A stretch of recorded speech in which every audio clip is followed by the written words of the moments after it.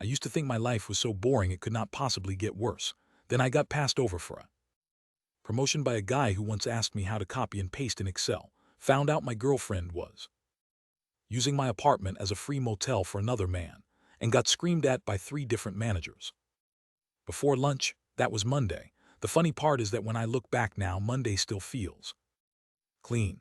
Back then I was just Yongrae Kim, 29, temporary contract employee, permanent office furniture. My boss liked me because I worked hard, my team liked me because I covered for them, and upper management liked me because people like me are useful right up until we ask for anything. The office had the same smell every morning. Burnt coffee, printer heat, paper dust, hand cream cheap perfume, and panic hiding under polite voices. I knew the sound of every floor tile between the elevator and my desk. I knew which copy machine jammed more often and which deputy manager blamed the intern for things he broke himself. I knew how long I could sit quietly before someone remembered I existed and gave me another job that would somehow become my fault if it went wrong. That morning, I arrived early because I had finished a sales report that was supposed to help my team land a major account. I had done the real work over 4 nights at home, eating convenience store gimbap over spreadsheets while my girlfriend told me she was too tired to talk. I walked into the conference room thinking maybe, just maybe, the week would start with one decent thing. Instead, I got to watch Deputy Team Lead Park present my numbers as his strategy. He used my wording, my slides, my graphs. He even kept the typo I had fixed in the final version, which told me he had stolen an older draft from the shared folder. I sat there listening to him explain his plan while everyone nodded like he had discovered fire. Then my director looked at me and asked why I was quiet. I almost laughed. If I told the truth, I looked petty. If I stayed quiet, I looked weak. In office life, those are usually the only 2 options they leave you. I waited until the meeting ended, followed Park into the hallway, and asked him straight if he had any intention of pretending I existed in front of the client. He did not even bother denying it. He put one hand in his pocket, gave me a patient smile, and said people at my level should learn from stronger examples instead of being emotional about ownership. I asked him whether stronger example was his phrase for theft. He told me to watch my tone. I told him to learn PowerPoint before stealing from someone who actually knew how to use it. That was the moment 2 managers rounded the corner and saw only the useful employee talking back. Park sighed like a disappointed saint. One of the managers asked whether I had lost my mind. The other told me the client would be here in 20 minutes, and if I created a problem today, I would regret it. I wanted to tell them the problem had already been standing in front of them in a custom suit for 3 years. Instead, I bowed, apologized just enough to avoid immediate suspension, and went back to my desk with my teeth locked so hard my jaw hurt. It should have ended there. It never does. Around noon, I got a message from my girlfriend asking if I could come home early because something important had happened. That phrase usually means accident, pregnancy, debt, or betrayal. I should have guessed which one. I got off work at 7:30, took the bus home in rain that smelled like concrete and hot brakes, climbed the stairs to my apartment. Heard a man laugh inside my living room. Not television, not neighbor noise. Inside, I stood there with my hand on the doorknob, completely calm for one weird second, because sometimes the brain gives you silence before damage. Then I opened the door and saw her sitting cross-legged on the couch in my t-shirt, while some broad-shouldered idiot from a gym ad stood in the kitchen eating instant noodles out of my pot. She looked up first. He turned second. Nobody denied anything. That was the cruelest part. There was not even enough respect in the room for a lie. I asked the wrong question first. Not who is he, because that answer was obvious. Not how long, because my face already knew it had been too long. I asked why she had used my bowl. That made both of them stare at me like I was insane. Maybe I was. Maybe your brain grabs the smallest detail when the larger truth is too ugly to hold all at once. She put the bowl down, stood up, and said I was making this harder than it needed to be. Harder than it needed to be, in my apartment, in my clothes, with another man finishing my noodles.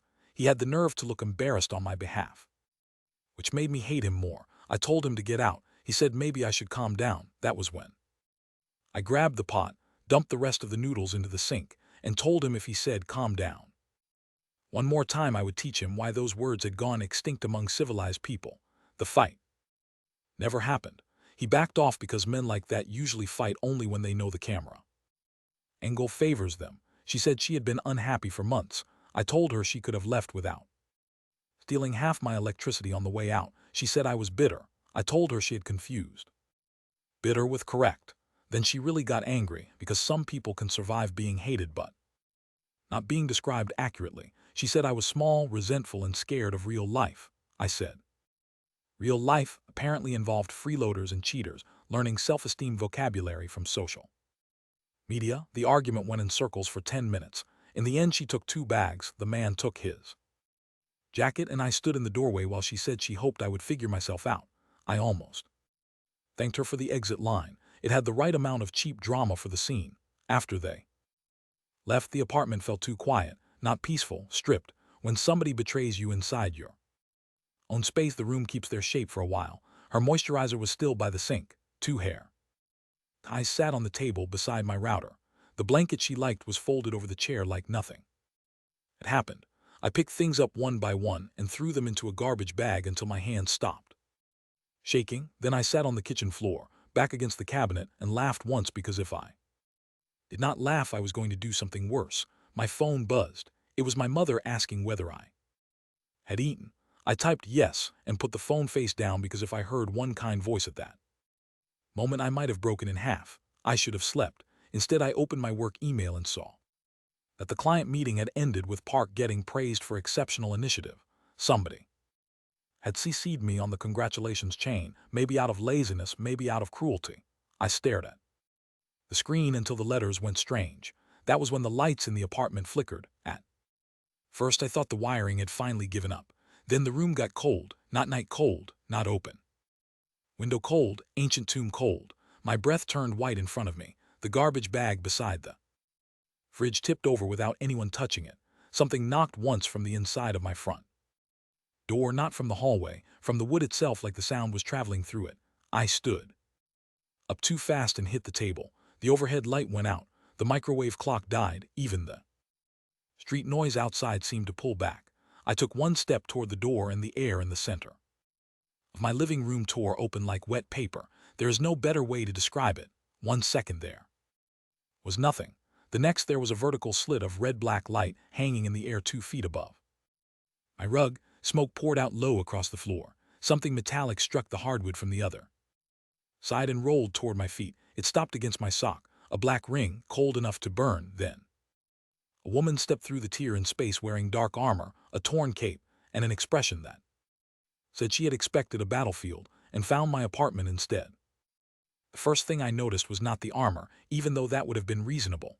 It was that she was carrying her own head under one arm, not metaphorically, not costume party weird.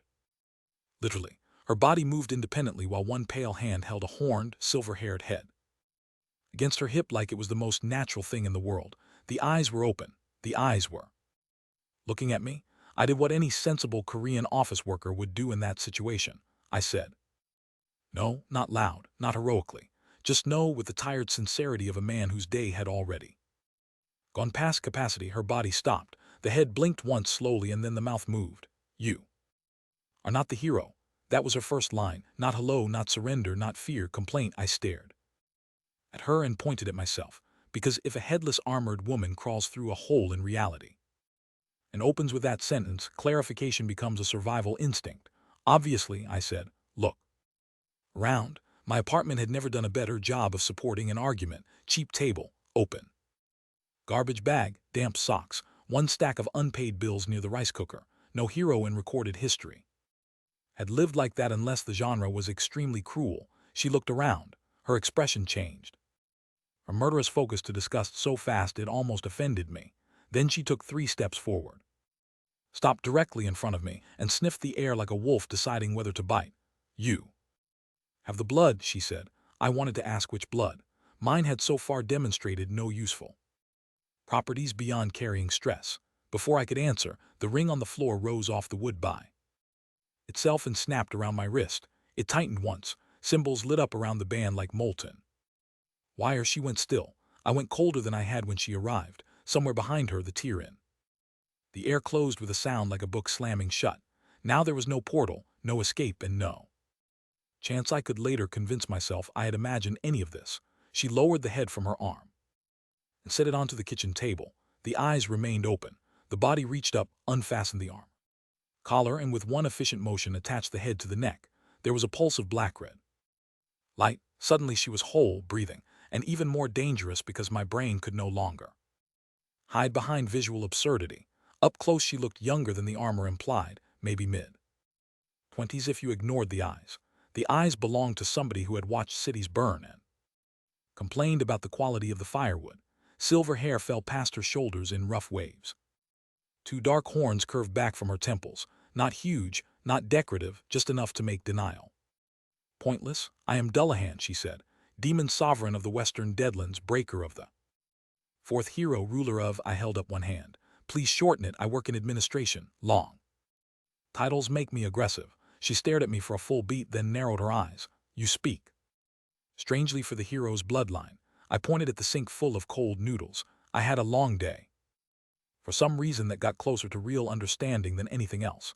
Her gaze shifted across my apartment again, slower this time. The ripped garbage bag, the two mugs in the sink, the rainwater drying near the doorway. She walked to the couch, picked up the discarded hair tie my ex had left behind, and then looked back at me with contempt so pure it somehow became dignified. This is not a life, she said. This is an unfinished punishment. I laughed again, shorter this time. You are the first person today who has said something useful. She did not laugh. I came here to kill the descendant of the hero who cut me down.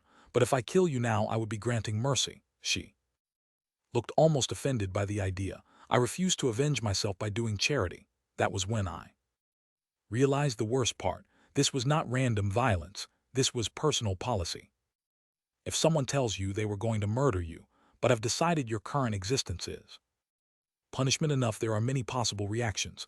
Gratitude is not one of them. I asked her what the bracelet on my wrist was. She said it was a binding marker. I asked whether binding marker meant tracker, curse, or death warrant. She said yes. That did not help. Then she sat at my table like she owned the lease, took one of my chopsticks, poked the hair tie she had picked up, and started interrogating me about my life with the same tone some managers use when auditing a failing branch. Why was I underpaid? Why was I tolerated by superiors but not respected? Why was my mate selection so weak? Why did I smell like exhaustion and instant coffee? Why had my heroic bloodline become this? That last one bothered me enough that I answered. I told her I was not some hidden warrior. I was a contract employee with a mediocre university degree, a dead-end title, and one surviving parent who still thought I would end up comfortable if I just endured long enough. I told her I had no powers, no sword, no secret destiny, and no patience for metaphysical recruitment. She listened the whole time without interrupting. Then she leaned back and crossed one leg over the other like a queen holding office hours in a studio apartment. The blood is there, she said. Buried, weak, ash-covered, but there. She tapped the black ring on my wrist. It reacted to you. Because the line did not end, it rotted. I should have been offended. Instead, I was too tired. You. No, I said, most people ease into feedback. She ignored that. She wanted the hero strong enough to beat, not this version. Not a man who went home to betrayal and microwaved rice. So she had decided on a new plan. She would rebuild me, improve my life, restore the heroic potential. Then, once I was finally worth killing, she would take revenge properly. It was so insane I circled all the way back around to practical. You want to train me, I said, and then murder me later. She nodded. Now you understand respect. I told her the plan was terrible. She told me my current life was worse. Again, infuriatingly, she was not wrong.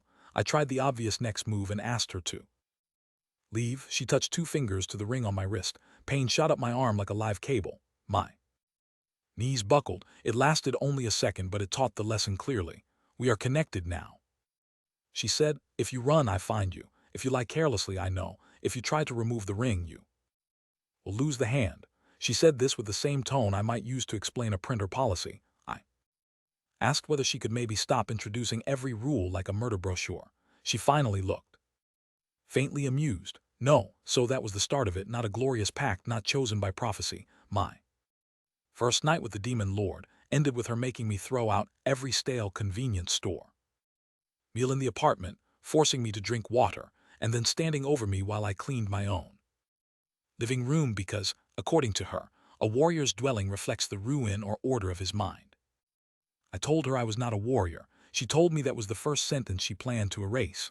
Around 3 in the morning, after she had kicked the beer cans off the balcony, folded a blanket with military contempt, and threatened to set my work shirts on fire if I wore wrinkled ones again, I finally lay down on the couch because she had taken the bed without asking. I was too exhausted to argue. She stood at the window watching the rain and said, without turning around, "Tomorrow we begin with the woman." I asked which woman. She said, "The one who betrayed you. Weakness must be clean before strength can be built." Then she added, "Also the office. I hate your office." Already, I had known her less than 5 hours, and somehow that line worried me most. The next morning I woke up to the smell of something burning, and the sound of my closet being reorganized like it had committed a crime. Dullahan had found my old suits, judged them, and begun separating my life into piles, acceptable, weak, humiliating, and flammable. She had also made breakfast, which should not have been comforting because it turned out to be some demon world version of battlefield stew improvised with Korean ingredients. It looked aggressive and tasted amazing. That probably should have been my first clue that she was going to ruin every category I relied on. While I ate, she interrogated me about office structure, titles, teams, reporting lines. Who held power, who pretended to hold power, who collected credit, who created bottlenecks, who feared exposure. Halfway through I realized I had never described my workplace so clearly even to myself. "Your enemy is not merely the thief in the corridor," she said after I finished explaining Park, the directors, and the coming client presentation follow-up. "It is the whole chain that rewards cowardice disguised as professionalism."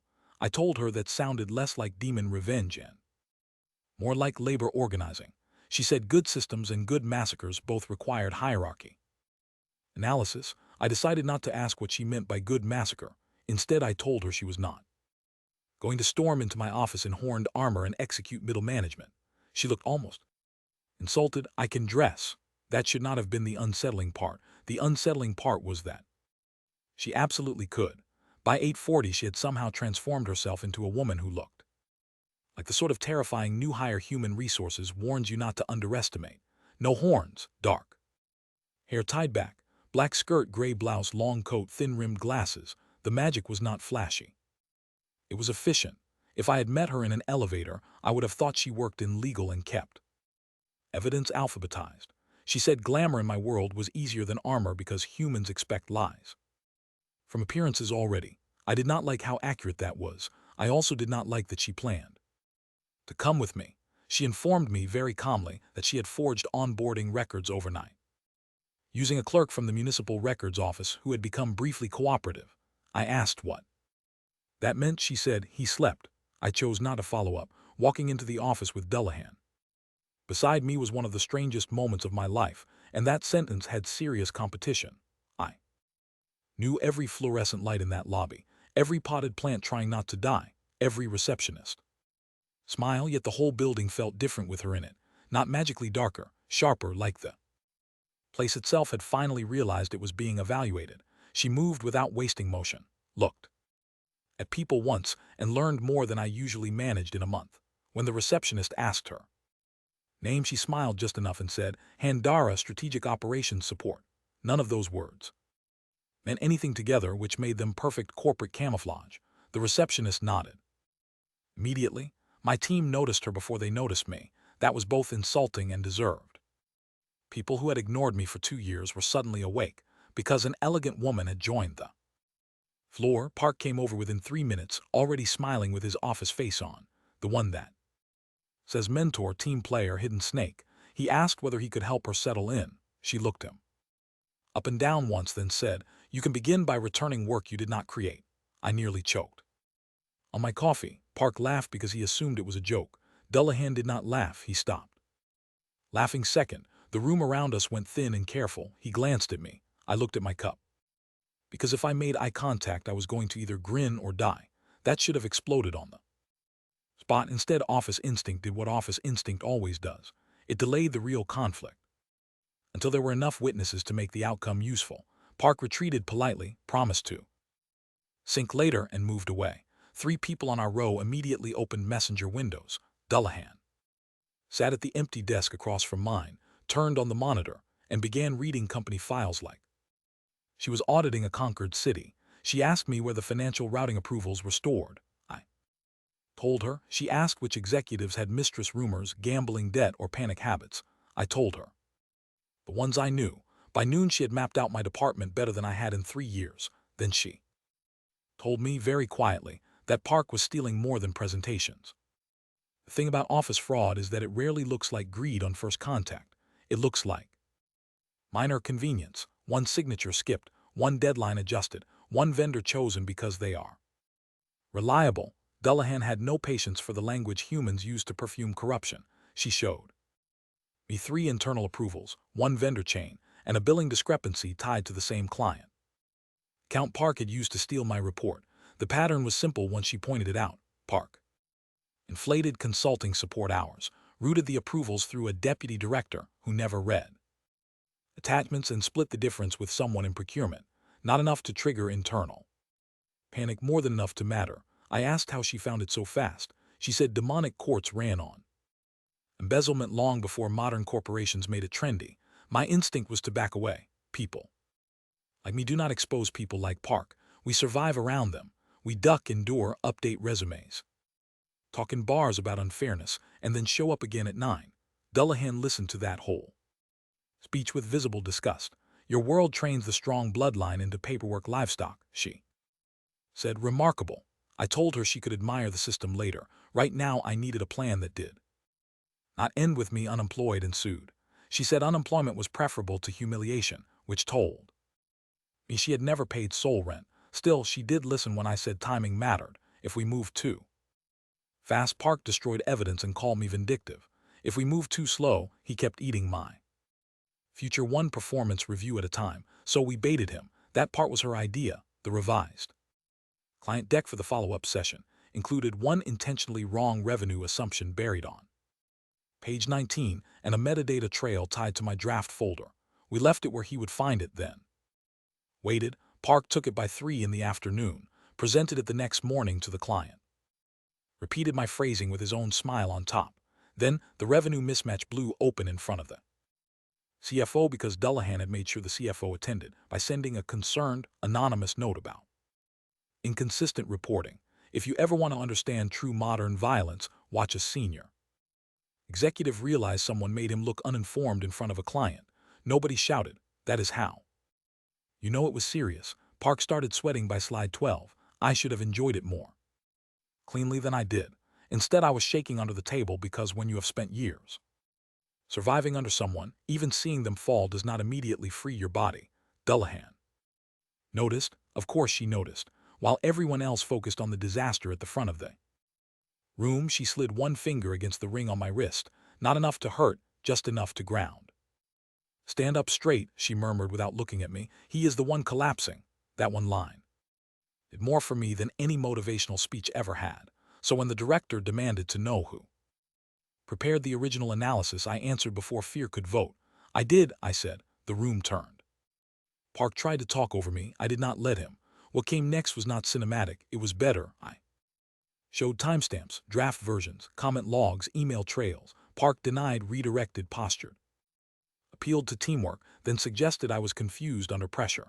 Dullahan, still playing hand Dara from strategic operations support, quietly passed the CFO the procurement records she had printed 10 minutes earlier, not dramatically, just slid them across the table like she was returning a library book. The CFO read one page, then another, then looked at Park in a way I had never seen anyone look at him before, like a finished object. By lunch he was suspended. By evening internal audit had camped on our floor. My director avoided my eyes. 3 coworkers suddenly remembered they had always respected my work. Office ecosystems adapt quickly when carrion changes. That should have felt like victory. Instead, it felt like the first time I realized Dullahan was not joking about rebuilding my life with war logic. She did not celebrate. She said we had removed rot from one corner, nothing more. Then she made me do something even harder than exposing Park. She told me to go home, call my mother, and tell her the truth about how bad work had actually been. I argued for 10 minutes. She ignored every excuse, so I called. My mother listened quietly, asked why I had not said anything sooner. and then cried in a way that made me wish I had faced 10 more directors. Instead, after the call ended, Dullahan handed me a glass of water and said, "Good, shame hidden becomes a nest." I hated that sentence because it was useful. I hated her a little less because she had made me do it. For 3 days after Park went down, the office treated me like I had become either radioactive or important. People I barely knew stopped by my desk to ask if I was holding up okay, which is workplace language for "please tell me how close the explosion came to my department." Directors suddenly used my name correctly. The intern I had trained in secret for 2 months brought me coffee without asking and whispered that half the floor thought I had staged a coup. I told him coups required better chairs. Dullahan said reputational instability was healthy after an execution. I told her HR would not love that phrasing. She said HR already existed to delay judgment and collect paperwork on fear. The new problem arrived disguised as success because I had salvaged the client account after exposing Park. The company could not keep pretending I was disposable in quite the same way, so they promoted me sideways. Not real authority, not real pay, just enough extra title to squeeze more labor out of me while making the exploitation look like recognition. Acting operations coordinator. It meant I inherited Park's mess without Park's salary. I knew it the second the announcement mail landed. Dullahan knew it before I even finished reading. "They are trying to buy your gratitude with a cleaner collar," she said. I told her that was still more sophisticated than getting cheated on in my own apartment. She said my standards had become embarrassing. Around the same time, something else started happening. Small things at first. Headaches when I got too angry. Static in the air around certain people. A hot pulse under the ring whenever someone lied directly to me. One night on the subway, I grabbed a falling handrail without thinking and bent the metal half an inch, not superhero style, not enough for applause, enough that 3 commuters stared, and I got off 2 stops early. Dullahan said my bloodline was waking. I asked whether it could wake more quietly because public transport in Seoul was stressful enough without ancestral nonsense. She said heroic power rarely respected discretion.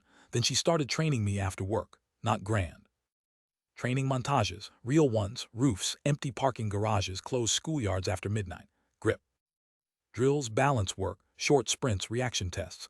She used glamour to hide the horns if anyone got too close. I used every complaint I had left in my body. She ignored most of them and corrected all of them. The first week I threw up behind an air conditioning unit twice. The second week I managed to catch a thrown knife by the handle instead of the blade. The third week I realized she was no longer training me just to make me a better revenge target. She was adapting the work to me. Specifically, my height, my bad left shoulder, my tendency to overthink once I had time to think at all. It was still brutal. It was also weirdly precise. One night after drills on the roof of my office building, I asked her why she had really spared me, not the proud speech version, the honest version. She stood with one boot on the ledge, city lights under her, hair moving in the wind, and said, "Because when I saw your life, I hated the people crushing you more than I hated your bloodline." For 1 full minute, that offended me. I laughed hard enough to need the railing. She did not. Then I decided, she continued, that revenge is worthless if the heir is already defeated by smaller things. I wanted to kill a hero, not a man apologized into nothing. That line sat in my chest longer than any training bruise. The story could have stayed there for a while. Office war by day, demonic training by night. My life slowly becoming less pathetic under the guidance of a woman who considered murder an aesthetic decision. But clean rhythms do not last. The first real break came on a Thursday after 11, when our finance director vanished between the parking garage and the elevator lobby. Security cameras cut for 42 seconds. The only footage that came back showed a shape on the wall behind him. Too tall, too thin, horned. Dullahan watched the clip once, then cursed in a language that sounded like metal tearing underwater. "Not one of mine," she said. "A scavenger." I asked whether scavenger was better or worse than demon lord. She said, "Messier." That was not comforting. Then she looked at me, at the ring, and at the flicker of heat now spreading up my wrist like a pulse. "Your scent has traveled," she said. "The old world knows where I am." Once that happened, the pace changed. Before, Dullahan was living in my apartment and rebuilding my life. After the parking garage incident, it felt like something larger had lifted its head and started looking in our direction. She explained it badly at first, which is to say she explained it like a conqueror talking to a clerk. Her fall centuries ago had shattered more than an army. It had fragmented gates, loyalties, contracts, and the old chains that kept lesser predators from wandering freely. Most of those things stayed buried. Some adapted. The modern world with its crowded cities and exhausted people turned out to be very good camouflage for parasites. Scavengers loved places where despair already collected in bulk, failed neighborhoods, dead offices, hospitals, corporations. At that last one, I told her she could stop because I had gotten the point. Vanished finance director came back the next morning. That was worse than if he had stayed missing. He arrived in the lobby smiling too brightly, nodded at people he normally ignored, and spent 6 straight hours approving bizarre internal transfers from dormant accounts into shell vendors. Dullahan flagged in under a minute. He has been hollowed, she said. Not fully enough, I asked what that meant in practical office terms. She said if we waited, 3 more people would be compromised by the end of the week. If we moved stupidly, the scavenger would leave the body, vanish into the building infrastructure, and we would spend a month hunting it through ducts and utility shafts. I told her those were the worst words anyone had ever used with the phrase building infrastructure, so we did the only thing that made sense. We stayed late on Friday and used an audit blackout as cover. Internal systems maintenance meant half the floor emptied by 8. The finance director remained in his office because hollow people apparently still loved authority. Dullahan glamored us past the security desk and led me through service stairs behind the server room because, according to her, scavengers prefer maintenance pathways and electrical heat. I had a flashlight, a metal pipe from a janitor's closet, and exactly zero desire to become a heroic blood sacrifice in a corporate utility corridor. She had a black spear she summoned from shadow like it had been waiting politely behind reality for the cue. The fight, if you can call it that, lasted maybe 90 seconds and felt like an hour. The finance director was not really the enemy by then. He was a door with teeth. When we cornered him near the sub-basement archive, his body bent wrong. Too many joints, smile too wide, eyes black around the edges like oil bleeding through paper. Then something long and hooked tried to pull itself out through his back. I had time to think this is unfair, and then Dullahan was already moving. She drove the spear through one shoulder, pinned the body against a cable housing, and shouted at me to strike the shadow, not the man. I hesitated because the man still had a face, and hesitation nearly got me killed. The thing uncoiled, hit me the chest, and threw me into a stack of archived paper boxes hard enough to burst half of them open. In a storm of invoices, that was the first time the bloodline answered on instinct, not with light beams or noble music, with heat. Raw, ugly heat that started under the ring, shot up my arm and turned the metal pipe in my hand white-hot for 1 second. I swung because pain had made decisions easier. The pipe connected with the thing's neck, or maybe its spine, or maybe whatever passed for structure in a creature that was half malice and half smoke. It screamed in a frequency I felt in my teeth. Dullahan laughed, actually laughed. Again, she said, like we were back in training and not in the middle of a monster exorcism under fluorescent maintenance lights. So I hit it again, this time on purpose. When it ended, the finance director collapsed unconscious, alive but empty in the way people look after bad fever. The thing itself burned out into clots of black residue that evaporated before they hit the floor. I stood there shaking, pipe in hand, tie half torn off, and Dullahan looked at me with something terrifyingly close to approval. Better, she said. I told her I hated that this counted as encouragement. She said hatred was a stable fuel if managed correctly. Then she made me help drag a compromised director into a supply room while she wiped demonic residue off a fuse box.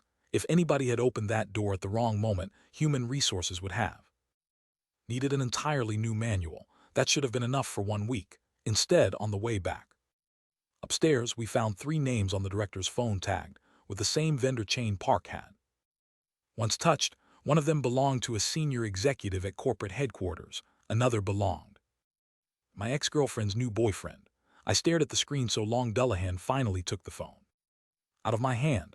You do attract contamination, she said. I told her that was rude. She told me it was data. There are few things more insulting than discovering your romantic betrayal may also have been adjacent to a supernatural corruption network. It makes ordinary heartbreak feel underproduced. I spent half of Saturday trying to decide whether that was coincidence, manipulation, or just proof that the universe enjoyed piling genres together until the structure groaned. Dullahan did not care about my emotional taxonomy. She cared that the contact chain gave us another live thread. Boyfriend's name was Yeho. Jim Shoulders, no useful personality, and now apparently a connection to a shell vendor that had facilitated demonic infiltration through corporate spending channels. I told. Or maybe he was only stupid, not corrupt. She said stupidity and corruption often share keys.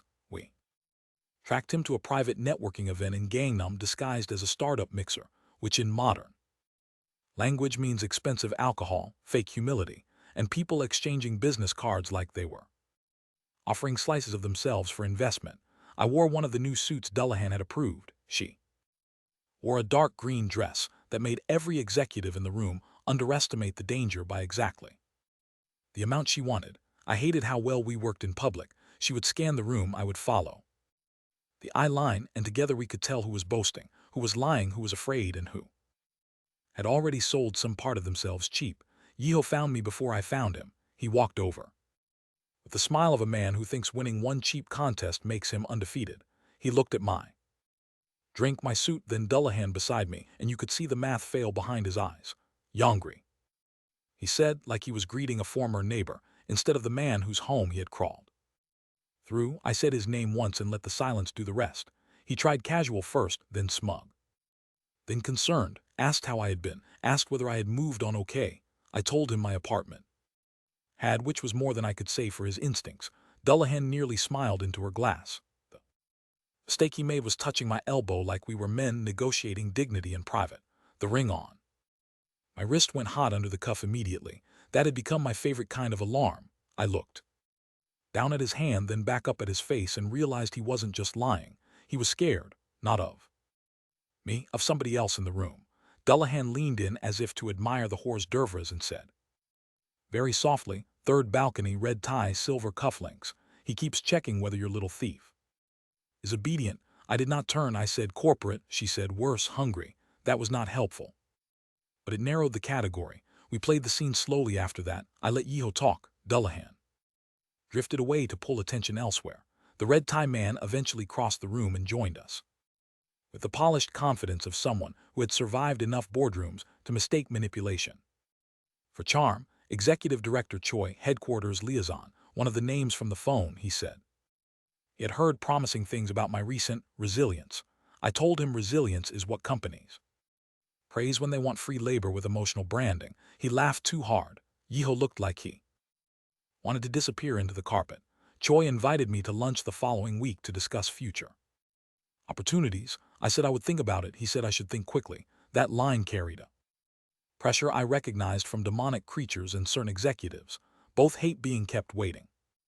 The event ended with no violence, which made it more dangerous, not less. Back in the cab home, Dullahan said Choi was not hollowed like the finance director had been. He was cooperating voluntarily. Those are always the worst ones, she said. Possessed men can sometimes be cleaned. Ambitious men merely rename their hunger.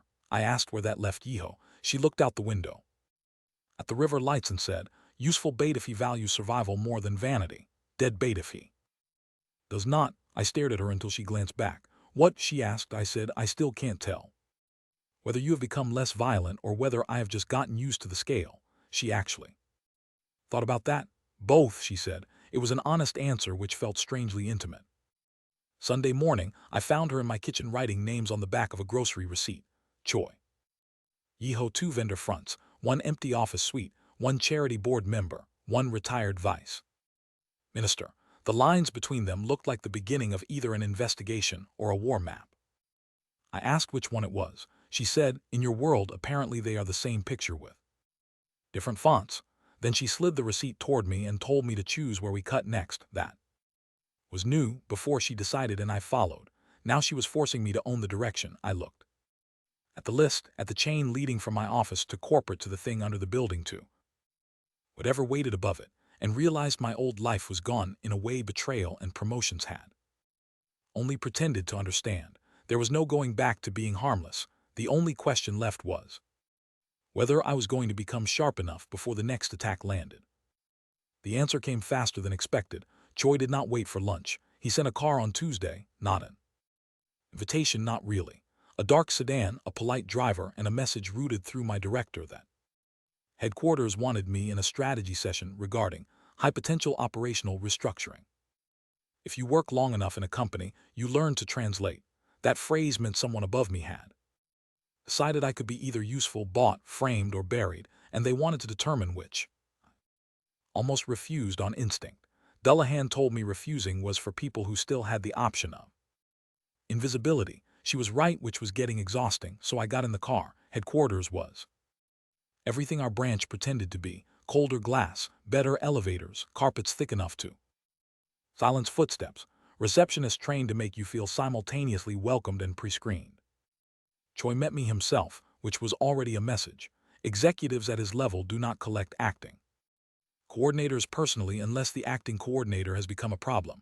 He smiled, walked me through a corridor full of abstract art bought with somebody else's yearly salary, and settled me into a conference room facing the river. Tea arrived, so did a non-disclosure packet thick enough to stun livestock. I left it untouched, he noticed. He started soft compliments, mentions of my recent performance, vague comments about leadership potential. Then he shifted, asked whether branch-level irregularities had made me uncomfortable, asked whether certain managers had seemed unstable, asked whether I felt unsupported by my current chain of command. All normal enough on paper, but every question had a hidden hinge. He was not gathering facts. He was testing where fear and ego could reach me. I answered narrowly. He adjusted. Finally, he dropped the polite version and said headquarters wanted loyal people around an upcoming restructuring effort, and loyalty would be rewarded more cleanly than righteousness. That word told me everything. Nobody honest says righteousness in a private recruitment meeting unless they are pricing your conscience. I asked what kind of restructuring required shell vendors and disappearing finance directors. That was when the room changed, not through magic, through honesty finally giving up on theater. Choi stopped smiling. He folded his hands and said some systems require waste to remove older weaknesses. Companies, governments, bloodlines. He said history belongs to those willing to use decaying institutions as ladders instead of shrines. I said he sounded like a podcast for future criminals. He did not appreciate that. Then the ring on my wrist went hot enough to sting, and I understood. Dullahan had been right about him, not hollowed, hungry, entirely aware. The pitch got uglier after that. He knew about my mother's medical debt, knew about my contract history, knew about the breakup, which meant someone had been watching my personal life long before I understood why.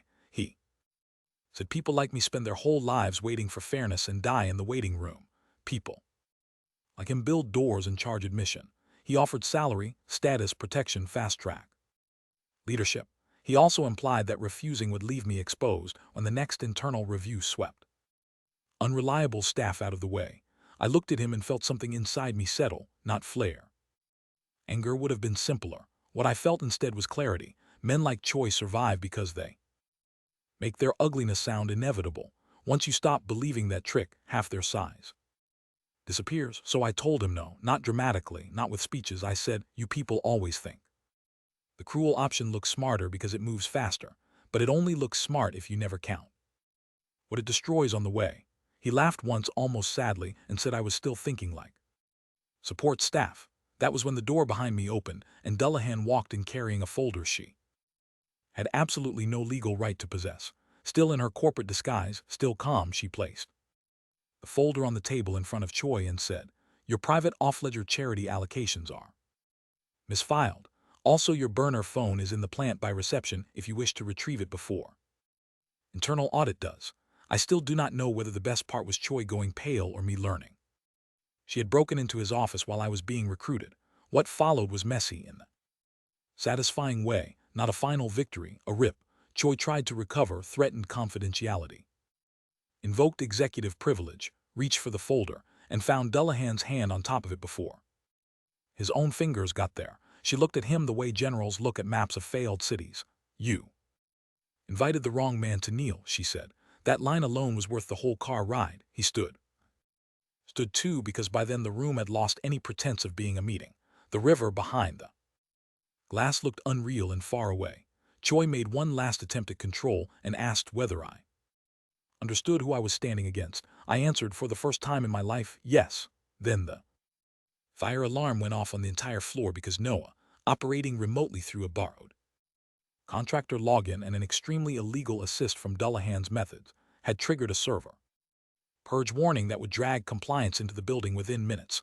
We left through the emergency stairwell while Choi was still deciding whether to chase us, save his office, or save his secrets. On the landing between floors 21 and 20, Dullahan finally let the glamour on.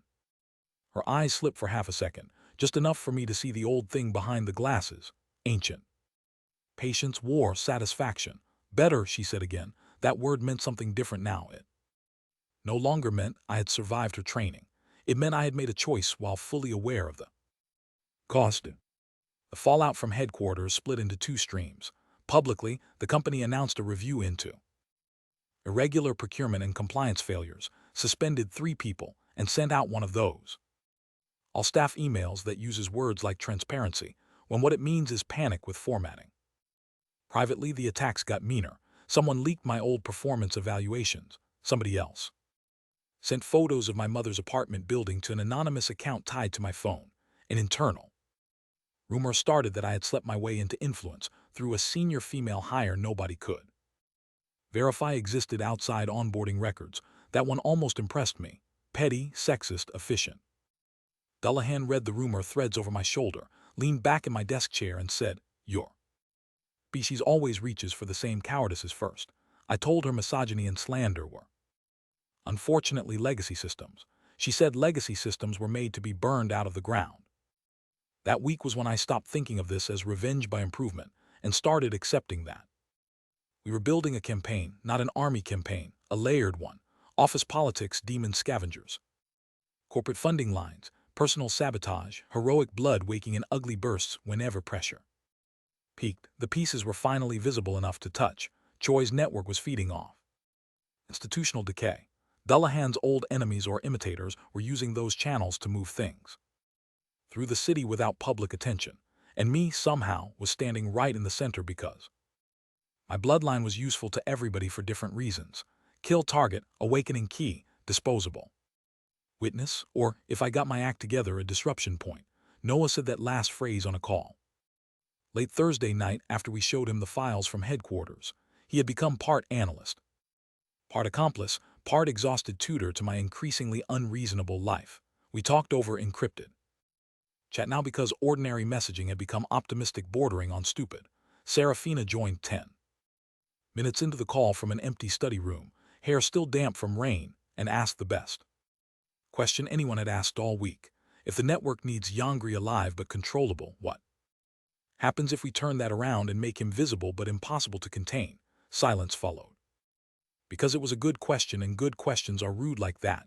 Dullahan, sitting on my kitchen counter in a borrowed black sweater and no glamour because we were home, looked at me and said, "At last, someone else in your life wants to weaponize your existence correctly." The answer turned into a plan, not a complete one, a real one. We would not stay defensive. We would force the network into the open around the one thing it could not resist, my visible rise. Headquarters would keep trying to either recruit or discredit me if I became public enough to matter. That gave us a stage. The company had an upcoming investor presentation tied to a merger review and digital transformation program. Meaningless words on the surface. Underneath it was the place where procurement, capital allocation, public image, and executive survival all intersected. If Choi was still moving funds, he had to protect that event. If the demonic side of the network was using corporate logistics, they had to protect it too, so I would stand at the front of it. I said, "Absolutely not," for 3 solid minutes. Serafina said my objections were valid and also probably too late. Noah said the visibility factor was statistically useful. Dullahan said if I were going to keep inheriting danger anyway, I might as well inherit the initiative too. I hated all of them briefly, which was maybe a sign of trust by then. Then I looked at the ring on my wrist, at the files on my table, at the half-eaten late-night kimbap beside Dullahan's elbow, and understood that the plan was insane in exactly the way our situation required. No more hiding behind branch-level chaos, no more hoping the next push would miss me if I stayed small. Smallness had nearly killed me. Long before demons arrived, so we started preparing, actual preparing, not vague courage, speech. Drafts, balance drills, financial narrative review, executive bios, entrances and exits mapped at. The event hotel, security vendor subcontractors audited through Noah's stolen access, Serafina. Digging through public charity boards linked to Choi's off-ledger entities, Dullahan teaching me how to tell the difference between a human liar and a partially glamored non-human mimic by how the pupils hold under sudden light. That last one should not have become relevant so fast. It did. I also started training in daylight before work, because my body was changing faster than I could deny. Stamina up, reflexes cleaner, a kind of heat under the ribs when I committed fully to something. Instead of hesitating, it was not comfortable, it was honest. The night before the investor event, I could not sleep. I sat on the balcony in sweatpants looking over the alley lights while Dullahan stood inside folding my jacket with military precision. Finally, I asked the question I had been avoiding. If this works, I said, and I become what your ring thinks I'm supposed to become, do you still kill me? She did not answer right away. That alone was shocking. Then she stepped out beside me, leaned on the railing and said, if you become worthy, I still have the right. I laughed softly because of course that was her answer. Then she added, but rights and choices are not always the same thing. That was the closest thing to uncertainty I had heard from her. It sat between us in the cold air, strange and alive. I did not touch it, neither did she. Some things are more dangerous when named too early. The event took place at a riverfront hotel with too much glass and not enough exits. I know that because I checked the exits first. A month ago I would have checked whether my tie was straight. Growth is ugly when you look at it closely. The ballroom had white lights, blue screens, branded panels, and the kind of careful background music rich people use to make anxiety sound expensive. Executives moved through the room pretending they were relaxed. Investors smiled with their eyes half closed, which is how sharks imitate patience. Media crews drifted near the back, waiting for conflict with better hair. My job on paper was simple: present operational recovery and compliance. Stabilization for the branch portfolio after recent internal disruption. In real language, walk onto a stage full of liars, make myself too visible to quietly remove, and wait to see what lunged first. Serafina and Noah were both in the room under cleaner covers than mine. She was there on behalf of a scholarship-linked foundation sponsor doing youth employment outreach. He was there through a university industry data fellowship arrangement so absurdly boring nobody questioned it. Dullahan had taken the most dangerous position of all, event staff, black uniform, earpiece, name badge that said guest relations. No one ever notices guest relations until a room catches fire. Choi noticed me the second I entered, which was the point. He did not approach. Better, that meant he was working through another layer now. When I stepped on stage, I expected fear. What I got was something narrower and more useful. Focus. The kind that comes when there is finally no more room to hide behind general dread. The lights were hot. The confidence monitor at my feet reflected graphs back up at me. 140 people in seats, 7 on the panel, 2 hidden security contractors near the service corridor who were not on the hotel's original roster. I saw all of it in pieces and then somehow together I started speaking, not too fast, not polished enough to sound fake, clear. That was what mattered, clear. For the first 5 minutes everything behaved. I laid out the branch recovery timeline. I named the fraud without naming the scapegoats. I reframed the crisis as exposure and correction rather than collapse. Investors love damage if you package it as future discipline. By minute 8 I could feel the room shifting, not winning exactly, recalculating. Choi was no longer watching me like a problem employee. He was watching me like a risk that had unexpectedly learned how to stand under light. Then the first interruption came from the Q&A line, not hostile enough to be obvious. A question about vendor continuity exposure from a man with a silver watch and the wrong shoes for finance. Dullahan had warned me to watch shoes, people. This guy's faces, names, even posture. They often forget their habits. His shoes had mud in the tread. From a maintenance zone, not a front entrance. I answered the question and bought time. Noah, somewhere near the side aisle, sent a single vibration through the secure chat app on my phone in my pocket. Confirmed. Non-human signature near service corridor. Good, useful, horrible. The second interruption came from the lights. One bank dimmed over the side of the stage, not enough to alarm guests, enough to shape shadow. I kept talking. That was the hard part of the whole thing, not fighting, continuing the narrative while the room began to tilt under it. Because if I stopped too early, panic won. If I continued too long, something worse did. The attack finally declared itself. Through sound, not spectacle. A woman screamed near the investor tables, not from pain but from confusion. One of the waiters had frozen mid-step with a tray in hand, his smile stretched too wide. Another server near the rear doors dropped all expression at once and turned toward the stage with the blank focus of a guided weapon. The silver watch man rose from his chair and reached under the table. I stopped speaking and said, into the microphone, "Everybody stay low and move away from the service aisle." No build-up, no explanation, clear. It worked better than I deserved. People obey. Sharp certainty when fear is already halfway up their spine. The ballroom broke open in layers. One attacker lunged for the stage stairs. Security moved late because two of them were compromised. Dullahan hit the first one with a serving tray to the throat, so hard the glamour around his face tore for half a second, and suddenly 3 front-row investors got to see a mouthful of too many teeth before she drove him down behind a draped banquet table. The silver watch man pulled a compact crossbow from under the tablecloth and aimed at me. Hero blood or not, that is a very motivating sight. I moved before thought fully formed.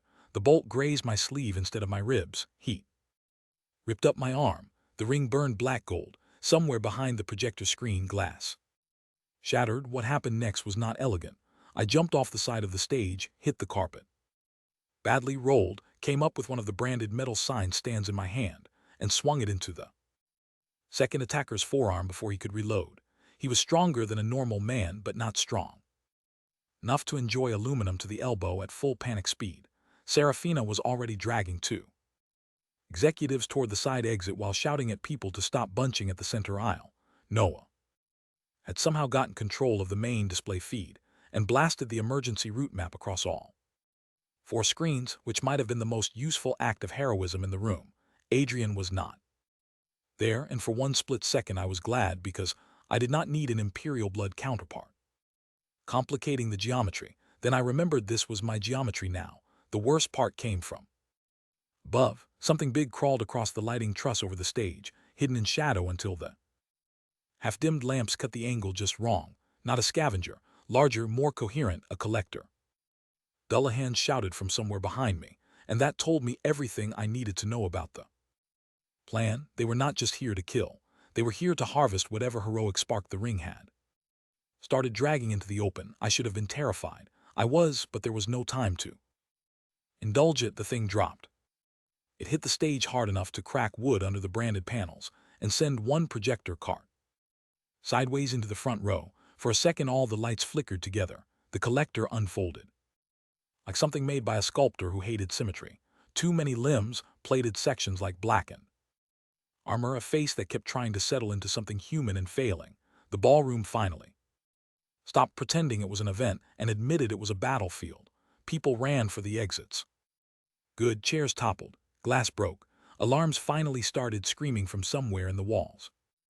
Better. Dullahan threw off the last layer of glamour, horns flashing into visibility for just a heartbeat before shadow wrapped her like a coat. Somewhere out in the chaos, somebody yelled, "What is that?" in a voice that was going to need therapy by sunrise. The collector came for me first, which at least confirmed my importance. It moved like a spider that had studied accounting and chosen violence anyway. I barely got clear of the first strike. The sign stand in my hands bent under the second. That ended its usefulness. Dullahan landed on the stage from the lighting rig side, with her spear already formed, drove it through one of the plated limbs, and shouted for me not to let it mark my chest.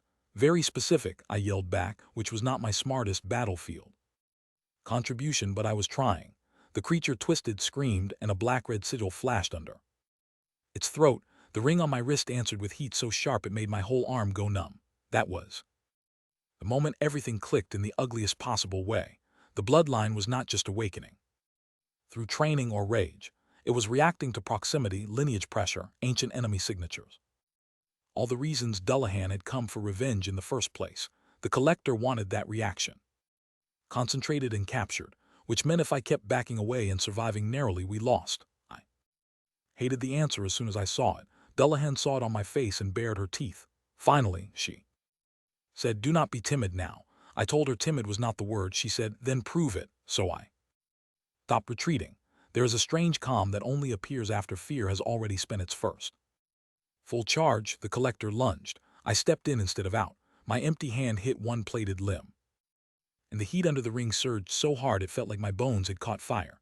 Light broke across my forearm, not bright white, not holy, nothing pure about it, more like molten lines under the skin. Old circuitry waking in me. The collector jerked as if I had stabbed it. Dullahan drove the spear deeper at the same instant and shouted some ancient title I did not understand. For 1 second I saw two versions of the room overlaid on each other, the hotel ballroom and another hall centuries. Older banners burning, armored bodies on stone. Then it was gone and I was still here, still standing with the collector screaming like metal torn through wet canvas. The ending came fast. After that, because real endings usually do once the structure breaks, I grabbed the spear shaft when Dullahan told me to put both hands on it and drove forward with her. The ring flared. The creature convulsed. Black smoke erupted through the cracks in its plating, then burst apart into strips of ash that vanished before they hit the carpet. The ballroom went silent in the wrong way, not peaceful, just stunned. I let go of the spear and nearly dropped to one knee. Dullahan caught my shoulder before I could pretend dignity. Across the room, Choi was trying to get out through the service side with 2 security men. Serafina saw him first, pointed, and Noah, God bless that quiet criminal brain, triggered the magnetic fire doors from the hotel console he had hijacked 5 minutes earlier. Choi slammed into locked glass so hard his own reflection looked surprised. After that, human authority finally arrived in numbers large enough to matter. Police, emergency response, corporate legal. Half of them immediately began trying to rename what had happened into language that could survive morning news: electrical failure, violent infiltration, targeted sabotage. Dullahan said if one more person used a cowardly noun for a monster, she would redecorate the lobby with executive organs. I told her to please let me get through one debrief before starting interpretive justice. She agreed, which I counted as affection. Choi was taken alive, furious, and for once publicly powerless. The compromised contractors were sedated. The hotel cameras had enough visible chaos to force an investigation no private office could neatly seal. Most important, I had survived being made visible at full scale. Later, long after statements and ambulances, and one extremely tense private conversation with a government intelligence unit that knew much more than it admitted, I stood alone for a minute in the emptied ballroom. The branded panels were broken. One chandelier hung crooked. Water from the emergency suppression line had soaked half the carpet near the stage. It looked ugly, real, earned. Dullahan walked up beside me, no glamour now, silver hair loose, one sleeve burned at the wrist. "You did not die," she said. "I noticed," I answered. She nodded once, then looked at the ruined stage where the collector had landed. "You also stopped being prey." That line hit harder than the fight. On the ride back to my apartment, I thought about how this had started: a stolen presentation, a cheating girlfriend, a living room ripped open by hell. Now there were government eyes on us, executive networks cracking, demonic predators moving through corporate infrastructure, and a heroic bloodline that had finally stopped pretending it could sleep. Through my life, I should have felt overwhelmed. I did a little, but underneath that was something cleaner: direction. The same thing Dullahan had kept trying to hammer into me since the first night. Not confidence, not destiny, direction. My life was no longer small enough to be quietly crushed. That alone changed everything. When we got home, I kicked off my shoes at the door and sat on the floor because standing had become optional. Dullahan went to the kitchen, opened the fridge, and said we were out of eggs. I stared at her. She looked back. "You have spent the evening fighting a collector under investor-grade chandeliers," I said, "and your first concern is eggs." She shut the fridge. "Recovery is logistics," she said. "Also, you need protein if I'm going to keep turning you into a proper enemy." I laughed tiredly into my hands. Then I looked up and asked the question I had been avoiding since the ballroom. "What happens now?" She stood there in my kitchen light demon lord in borrowed sweatpants and answered the way only she could. "Now," she said, "the people above. Choi, stop pretending you are accidental." That was not comforting. It was, however, a plot. The first person who knocked on my door the next morning was not a manager, not a reporter, and not a police officer pretending he was not there to profile me. It was a woman in a navy suit holding a paper bag full of soy milk and tuna triangles. She waited until I opened the door, looked past me at Dullahan standing in my hallway with wet hair and no glamour, then said, very calmly, "I appreciate that both of you are alive. I would appreciate it more if you invited me inside before my department has to explain why a surveillance team is hiding in your recycling area." That sentence told me three things immediately. First, she was not bluffing. Second, someone had definitely hidden in my recycling area. Third, I needed coffee before handling any of this, but life no longer respected sequencing. Dullahan leaned against the kitchen wall, looked the woman over once and said, "Government." The woman nodded and stepped in without asking again. Han Sujin, Bureau of Irregular Phenomena Response. She set the food on my table like she had visited before. Prefer not to use the full name in public because it makes funding meetings harder. I stared at her. There is a bureau for this. She opened one soy milk, took a sip and said, "Not officially. Officially, last night was a hostile sabotage incident involving hallucinogenic gas in an extremist cell. Unofficially, you killed a collector under hotel lighting while the Western Deadlands, former sovereign, used catering access to pin an assassin to a service wall." Dullahan almost smiled. Your world hides ugliness in better folders than I expected. Sujin glanced at her horns without flinching. Your world keeps trying to push scavengers through our electrical grid and pension systems, so I would say both sides adapted. That answer changed the room. Dullahan respected competent enemies and reluctant allies more than almost anything. She stopped acting like Sujin was an interruption and started acting like she was material. I knew because her posture shifted from bored contempt to active curiosity, which in Dullahan translated to possible future danger, but also usefulness. Sujin did not waste time. Choi had talked a little during transport, mostly to save himself. Not enough to clean anything. Enough to confirm what we already suspected. His executive network had been serving as a logistics shell for something older and uglier than financial fraud. He did not understand the full shape of it. He understood the money, the pressure, and the leverage. Above him sat two layers. Corporate sponsors in Seoul who thought they were buying influence through unconventional compliance assets, and something deeper using those same channels to move bodies, artifacts, and dormant gates through private infrastructure. The ballroom attack had blown secrecy wide open within a very small circle of people who now had exactly one shared problem. Me. Why me? I asked, even though I already knew the outline. Sujin gave me the version for adults instead of the version for witnesses. Because you are no longer deniable. We have footage of you channeling a dormant heroic signature under pressure. We have field residue linking that signature to older sealed combat records.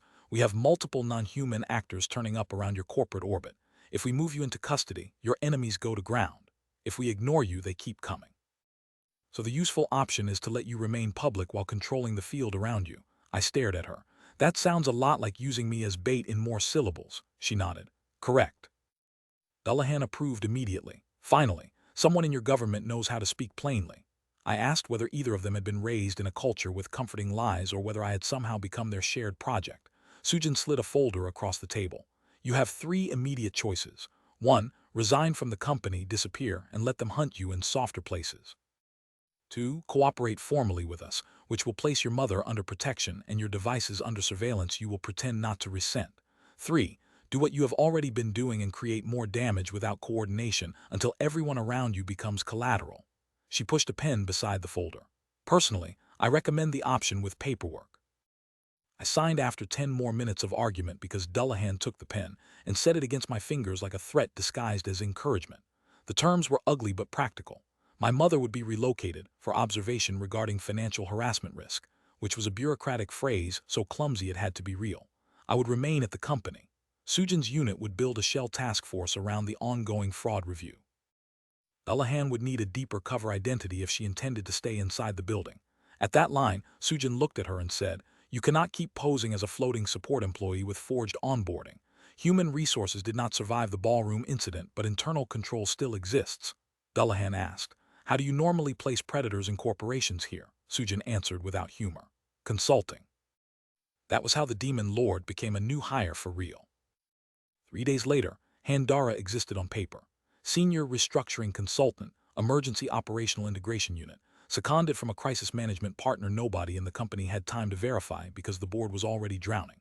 She got a badge, a laptop, a temporary office on the same floor as legal, and within 48 hours had reduced 2 directors to silence by asking simple questions about payment approvals in a tone that made grown men feel judged by history. I would have enjoyed it more if the rest of my life had not also accelerated. Park was gone.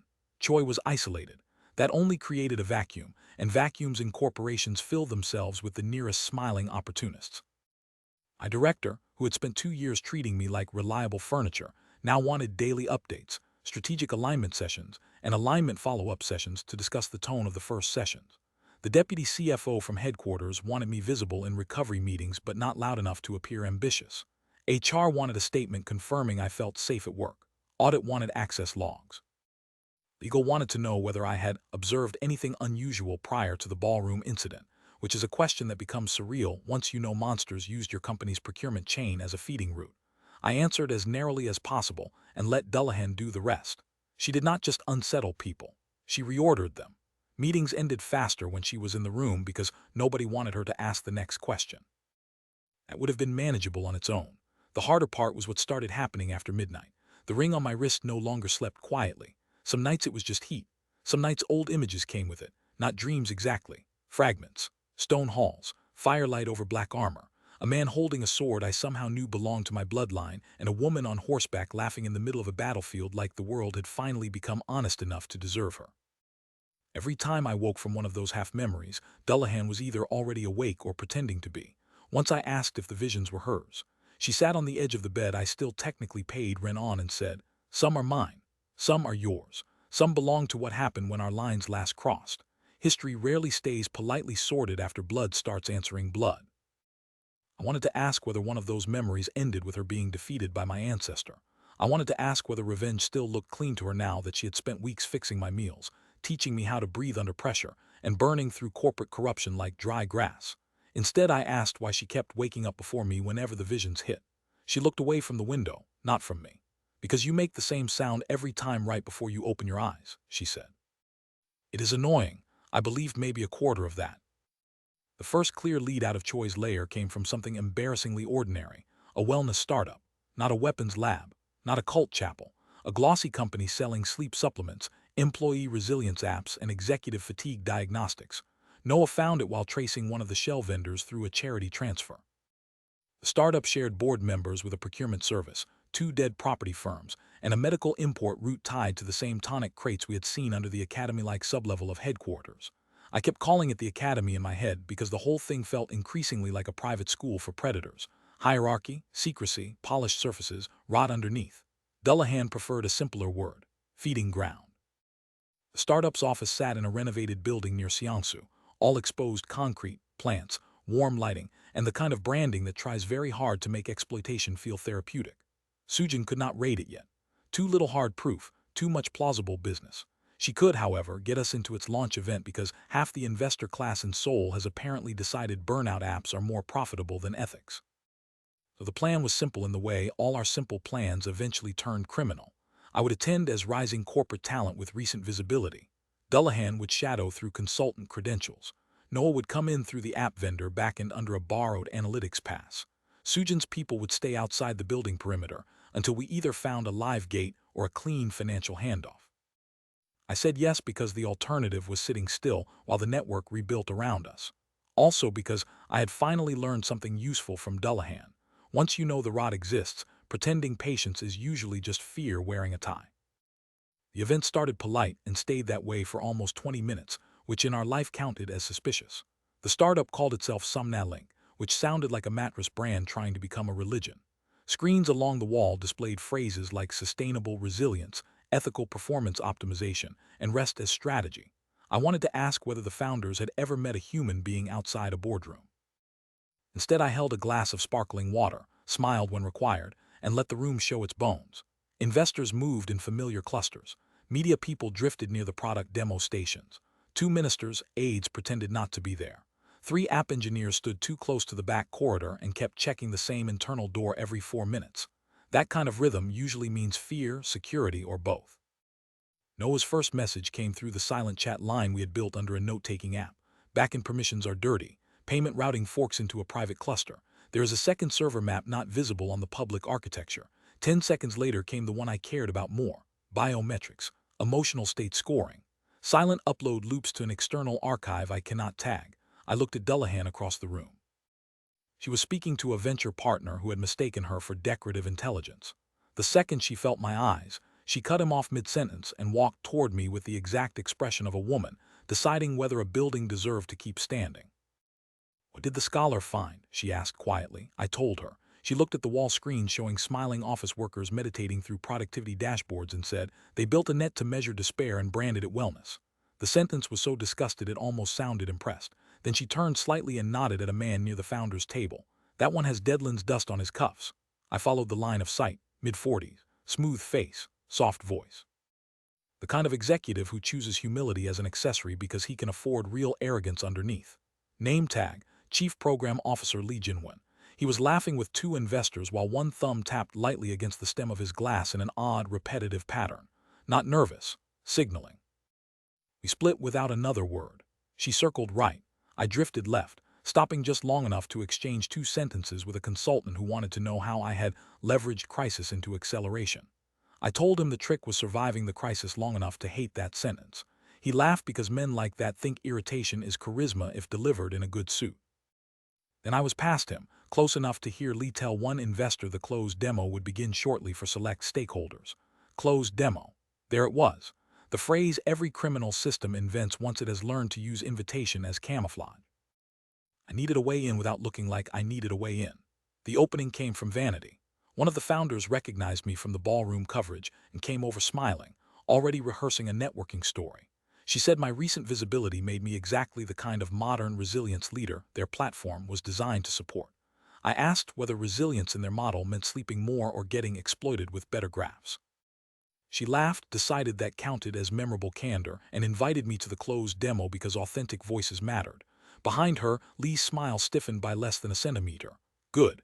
That meant he had not wanted me in the room. Better. That meant I was going. The closed demo space turned out to be on the building's 4th floor, behind frosted glass and a biometric lock too expensive for a startup without secret money. 6 investors, 2 senior staff, Lee, me. Dullahan came in at the last second carrying a tablet, and the expression of someone who had already decided the room was beneath her. Nobody challenged her because confident support staff in expensive environments are effectively invisible. The room itself was wrong before the presentation even started. Too cold. No server hummed despite the hardware wall. A sweet metallic smell under the diffuser oils. The kind of smell hospitals sometimes have when blood has been cleaned but not forgotten. He started the pitch with language investors love. Behavioral insight, predictive fatigue indexing, intervention architecture. I let him talk. Half a fraud is letting people explain themselves until the lie gets comfortable enough to show its teeth.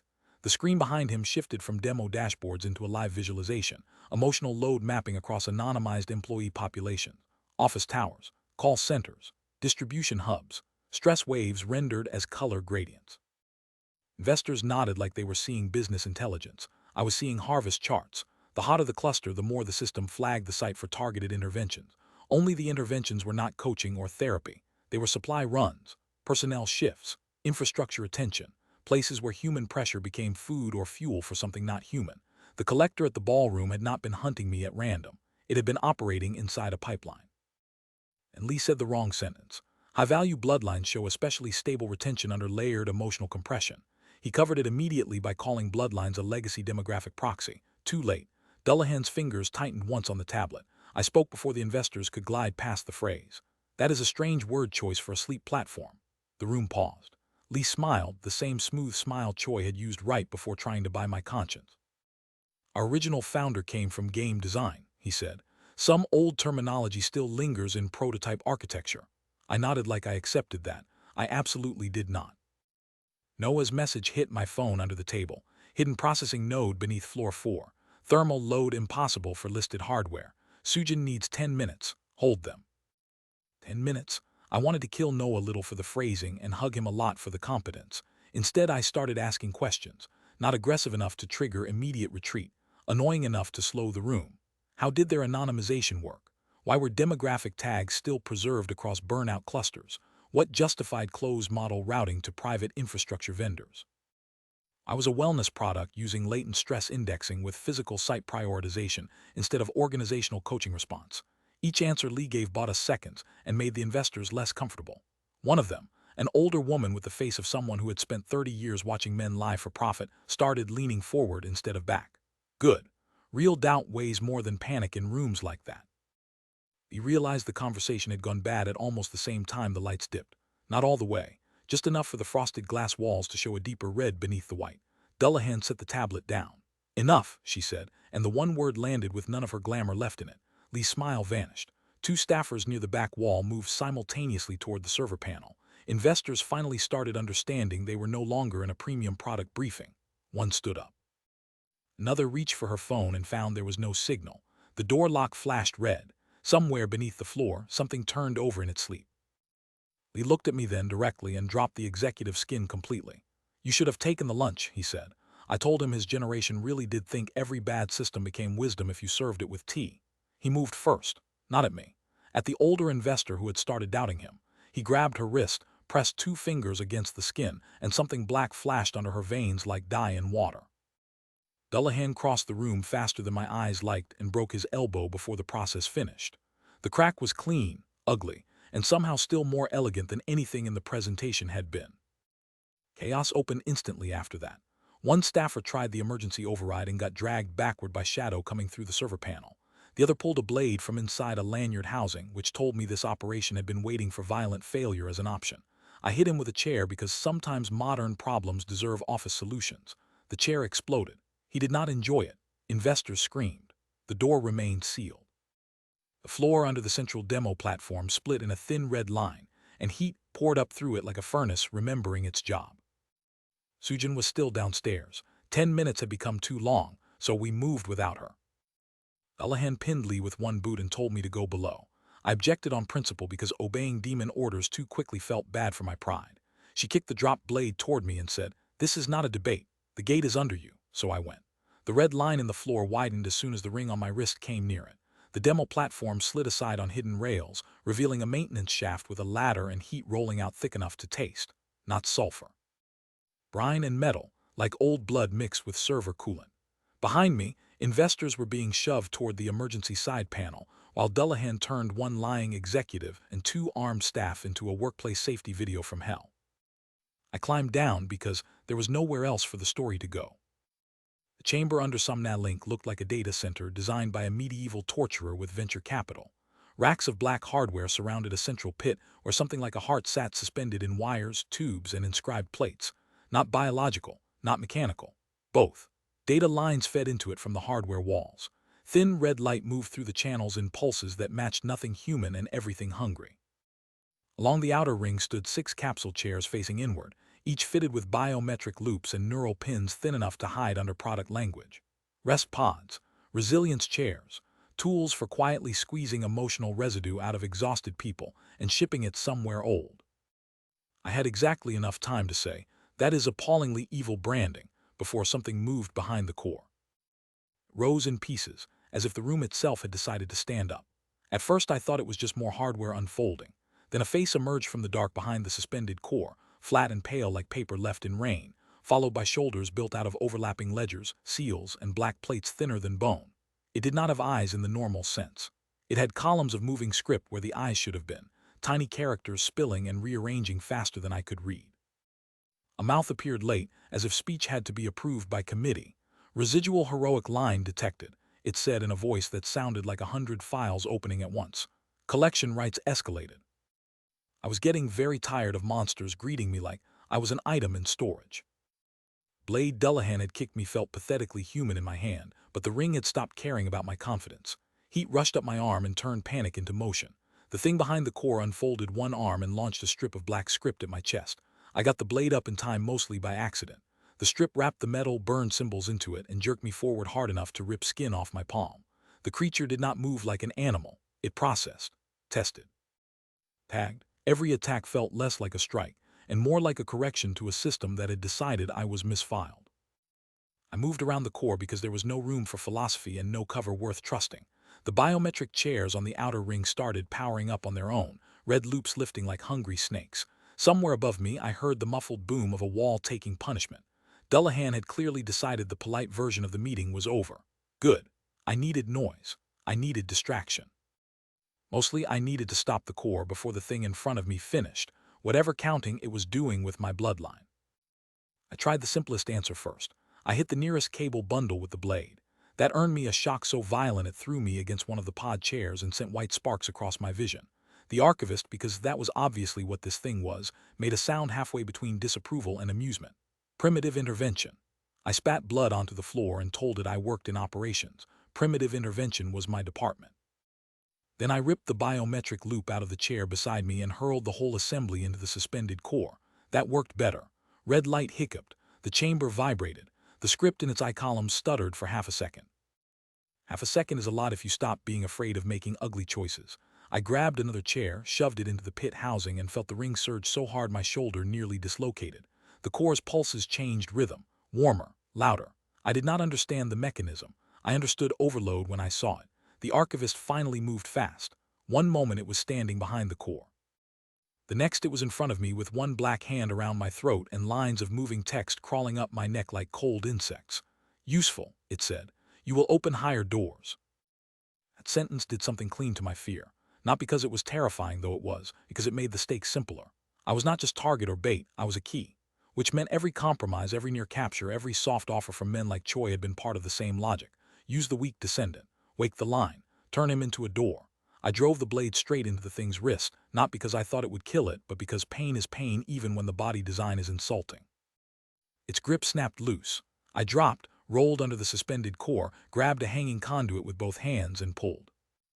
The conduit tore free in a shower of sparks. The suspended heart thing convulsed. Red light flooded the chamber all at once. The archivist screamed for the first time, and the sound carried knowledge with it, not words, images. Office towers lit like ritual spires. Employee access badges tagged to blood registries. Sleep apps, performance trackers, mental health surveys, biometric login gates, all of it feeding one quiet architecture built to sort humans by pressure, inheritance, and usefulness. The network was not hiding inside companies. It was growing through the parts of modern life that already normalized surveillance and exhaustion. I hit the floor hard enough to lose breath, and somewhere through the overload I heard Dullahan say my name in her real voice. The next few seconds turned sloppy. She dropped into the chamber from the shaft above like a blade thrown by an angry god, hit the archivist broadside, and drove it into the rack wall. Sujin came after with 2 bureau officers carrying compact wards instead of guns. I would have had questions about budget and procurement if I had not been busy trying to stand. Lee came through the opening behind them in hand restraints and a split lip, because apparently Dullahan had kept him alive purely to use as a witness. He took one look at the chamber, went pale, and said, "I never saw this model fully active." Even then he sounded like a man critiquing product scale. Sujin's team did not waste motion. One officer slammed a brace unit into the floor beside the core pit. The other opened a hard case full of black plates etched in silver and started building a perimeter faster than any human should have if they had not practiced this exact nightmare before. Sujin herself grabbed my shoulder, checked my pupils, then looked straight at the ring. "Can you still shut it?" she asked. I laughed because the question was ridiculous and because I apparently had a nervous system built by unpaid overtime. "You have more confidence in me than my company ever did," she said. "This is not confidence. This is resource allocation." Oddly reassuring. Dullahan was having the opposite kind of conversation. She had the archivist pinned with her spear through one shoulder and was asking questions in a language that sounded like fire being forced through law. The thing answered in bursts of script and static until she twisted the spear, and it started using words I could understand. Choi had not been near the top. Sumna Link was one branch. The real opening point sat under an abandoned line segment beneath Yongsan where older battle residue and newer data infrastructure overlapped cleanly enough to support a stable transfer gate. They had needed a resonant line to unlock it fully. Hero blood, me, everything had been pressure applied in the right order. Humiliate, isolate, destabilize, threaten, wake, collect. It should have been satisfying to hear the whole mechanism said aloud. Instead, it made me think of every person in every office tower answering burnout surveys while something inhuman somewhere rated their collapse for usefulness. I said as much, and the archivist, pinned to a server rack in a fake wellness bunker, actually sounded puzzled when it answered. "Waste is inevitable. Harvest is mercy." Dullahan looked offended on behalf of evil itself. "Do not use theological language for accounting," she said, and tore the spear free. The thing came apart into sheets of black ash and burning symbols before it finished the scream. Shutting the chamber down took another hour and nearly one finger off my left hand. The core would not accept human override anymore because the overload had thrown it into a lock state keyed to the ring on my wrist. So I had to stand in front of a pulsing monster heart machine while Sujin's people barked sequence numbers and Dullahan, infuriatingly calm, talked me through the old resonance pattern my bloodline responded to. Do not fight the pull, she said. Redirect it.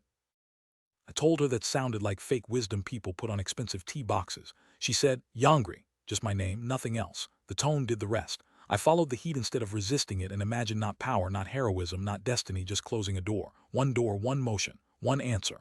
The red pulses finally steadied, then collapsed inward. Every screen in the chamber died together. The pit went dark. Silence landed hard enough to feel material. After that, things became human again, which is often more exhausting than the monster part. Statements, seizure orders, emergency classification. 3 different officials trying to pressure Sujin's bureau into handing the scene over to agencies that did not know what they were looking at and would happily call it cyber terror if that kept their budgets cleaner. Dullahan took Lee's phone, copied everything, and handed it back after deleting the parts he might have used to blackmail his way into a reduced sentence. You are strangely disciplined for a demon sovereign, Sujin said while watching her work. Dullahan slid the phone across the table. I led a kingdom of dead knights for 2 centuries, she said. Your executives are easier. Should have gotten breathing room after Somnalink. Instead, we got confirmation that the network was already compressing around Yongsan. Bureau surveillance picked up 3 emergency cash withdrawals from shell accounts tied to Choi, 2 disappearances from a private security subcontractor, and 1 very troubling series of courier handoffs through a logistics lane near Seoul Station. The gate under the old line was moving toward activation faster because the startup chamber had failed. That meant the plan had changed from harvest quietly to force the opening before control collapsed, which also meant they were likely to stop trying to recruit me and move directly to seizure. Sujin recommended moving my mother immediately. Dullahan recommended killing anyone who objected to the move. I drove to my mother's apartment that night with both of them in the car and had one of the most surreal conversations of my life in a stairwell that smelled like kimchi, damp concrete, and old wallpaper glue. My mother looked from me to Sujin to Dullahan, still glamored in civilian shape, and decided within 30 seconds that the government woman was not the dangerous one. Others are terrifying that way. I told her there had been corporate retaliation, data theft, and a security concern linked to witnesses from the hotel incident. All technically true. She listened, folded towels while I talked, and then asked why my hands were shaking if this was just work trouble. I had no answer good enough for her. Dullahan, standing in the kitchen doorway holding a grocery bag like she had been born in the building, said, because people are hunting him now. I nearly died on the spot from the bluntness. My mother just looked at her and said, I assumed so. Then she turned to me. You should have told me sooner. Second time in 1 month I had heard that sentence. It landed harder this time because I no longer had the excuse of weakness. We moved her before dawn to a small protected apartment the bureau used for witness housing. She complained about the mattress, the curtains, the tea, and the fact that nobody there knew how to season soup. By lunch she had decided Sujin looked underfed, and Dullahan looked angry in a way that needed better side dishes. Watching my mother fold a demon lord into her domestic circle through food criticism remains one of the most powerful things I have ever seen. It also changed Dullahan, though she would rather have swallowed nails than say so. On the drive back, she stared out the window for a long time and finally asked, in a much quieter tone than usual, why my mother had fussed over whether she had eaten breakfast after hearing people were trying to kill me. I said because that is what mothers do when terror is too large to hold directly. They cook around it, fold towels around it, ask if you slept around it. She considered that for so long I thought she might ignore me. Then she said, it is an exhausting form of courage. That was one of the most honest things she had said to me without armor. The week after we moved, my mother should have been easier because she was safe and the bureau finally had a working map. It was not easier, it was cleaner. Clean fear is often worse. Before I had too many separate disasters to sort. Now everything pointed at Yongsan, the old line, the gate, the network trying to collapse its surviving branches into one forced opening. Every decision began feeding that center point. Work became a weaponized holding pattern while we prepared, and because life apparently hates simplicity, the company chose that exact week to announce a temporary integration office at headquarters for cross-division stabilization, which meant the crisis that had started with my branch was being folded into a larger executive program, which meant I was being moved closer to the fire whether I wanted it or not. The transfer email hit at 9:04 a.m. Subject line, interim assignment opportunity. Human resources really will wrap a knife in ribbon if you give them enough time. I was being seconded to a task group overseeing vendor reform, incident reporting, and recovery communications tied directly to headquarters. Translation: visible enough to use, expendable enough to risk, close enough to Yongsan-facing infrastructure that anyone tracking the gate would have me inside their operational weather. I stared at the screen for a full minute. Then Dullahan, Now fully normalized as hand, Dara, the terrifying consultant nobody wanted to annoy, looked over my shoulder and said, "Good. Walking into the stronghold is faster than waiting outside." I told her I envied people who could confuse danger with efficiency and still sleep. The transfer came with a new office, a better badge level, and a desk positioned uncomfortably close to people whose suits cost more than my old annual savings. It also came with a new direct superior, Executive Vice President Min Seok-jin, a man so polished he looked manufactured. Not loud, not oily. Worse, smooth in the way polished knives are smooth. He welcomed me to the integration office with warm eye contact and the exact amount of praise required to make refusal look irrational. He had survived the Choi fallout by moving sideways before the building even finished burning, which told me he was either very smart or very connected. Dullahan met him once, watched him leave, and said, "That one is not contaminated. He is simply built incorrectly." I found that almost comforting. Human greed I understood. Demonic corruption at least came with visible rules once you knew where to look. The men between those categories were exhausting. Min wanted me useful and grateful. He gave me projects with real access, real numbers, and just enough visibility that if I succeeded, someone above him could claim mentorship. If I failed, I would become a cautionary example about ambitious juniors exposed too early. He expected me to climb the ladder while thanking him for holding it, so I did what I had learned. I climbed quietly and counted who was watching from above. That was where Dullahan's new hire status became absurdly effective. Officially, she remained external crisis support. Unofficially, she conquered the building in 3 movements. First, she embarrassed a legal director who tried to freeze one of our document pools by reciting his own approval history from memory in front of 3 compliance officers. She forced procurement to reopen 14 dormant vendor files by asking why 6 shell entities shared one janitorial contact address and why nobody had thought that was strange. Finally, she made 2 senior managers cry in separate meetings without once raising her voice. I have never seen power operate so efficiently in a blouse and badge lanyard. People started checking whether she was in the room before they lied. I considered that an enormous cultural improvement. Noah called one night while I was still at headquarters and said he had finally stopped being shocked by our life, which was worrying on its own.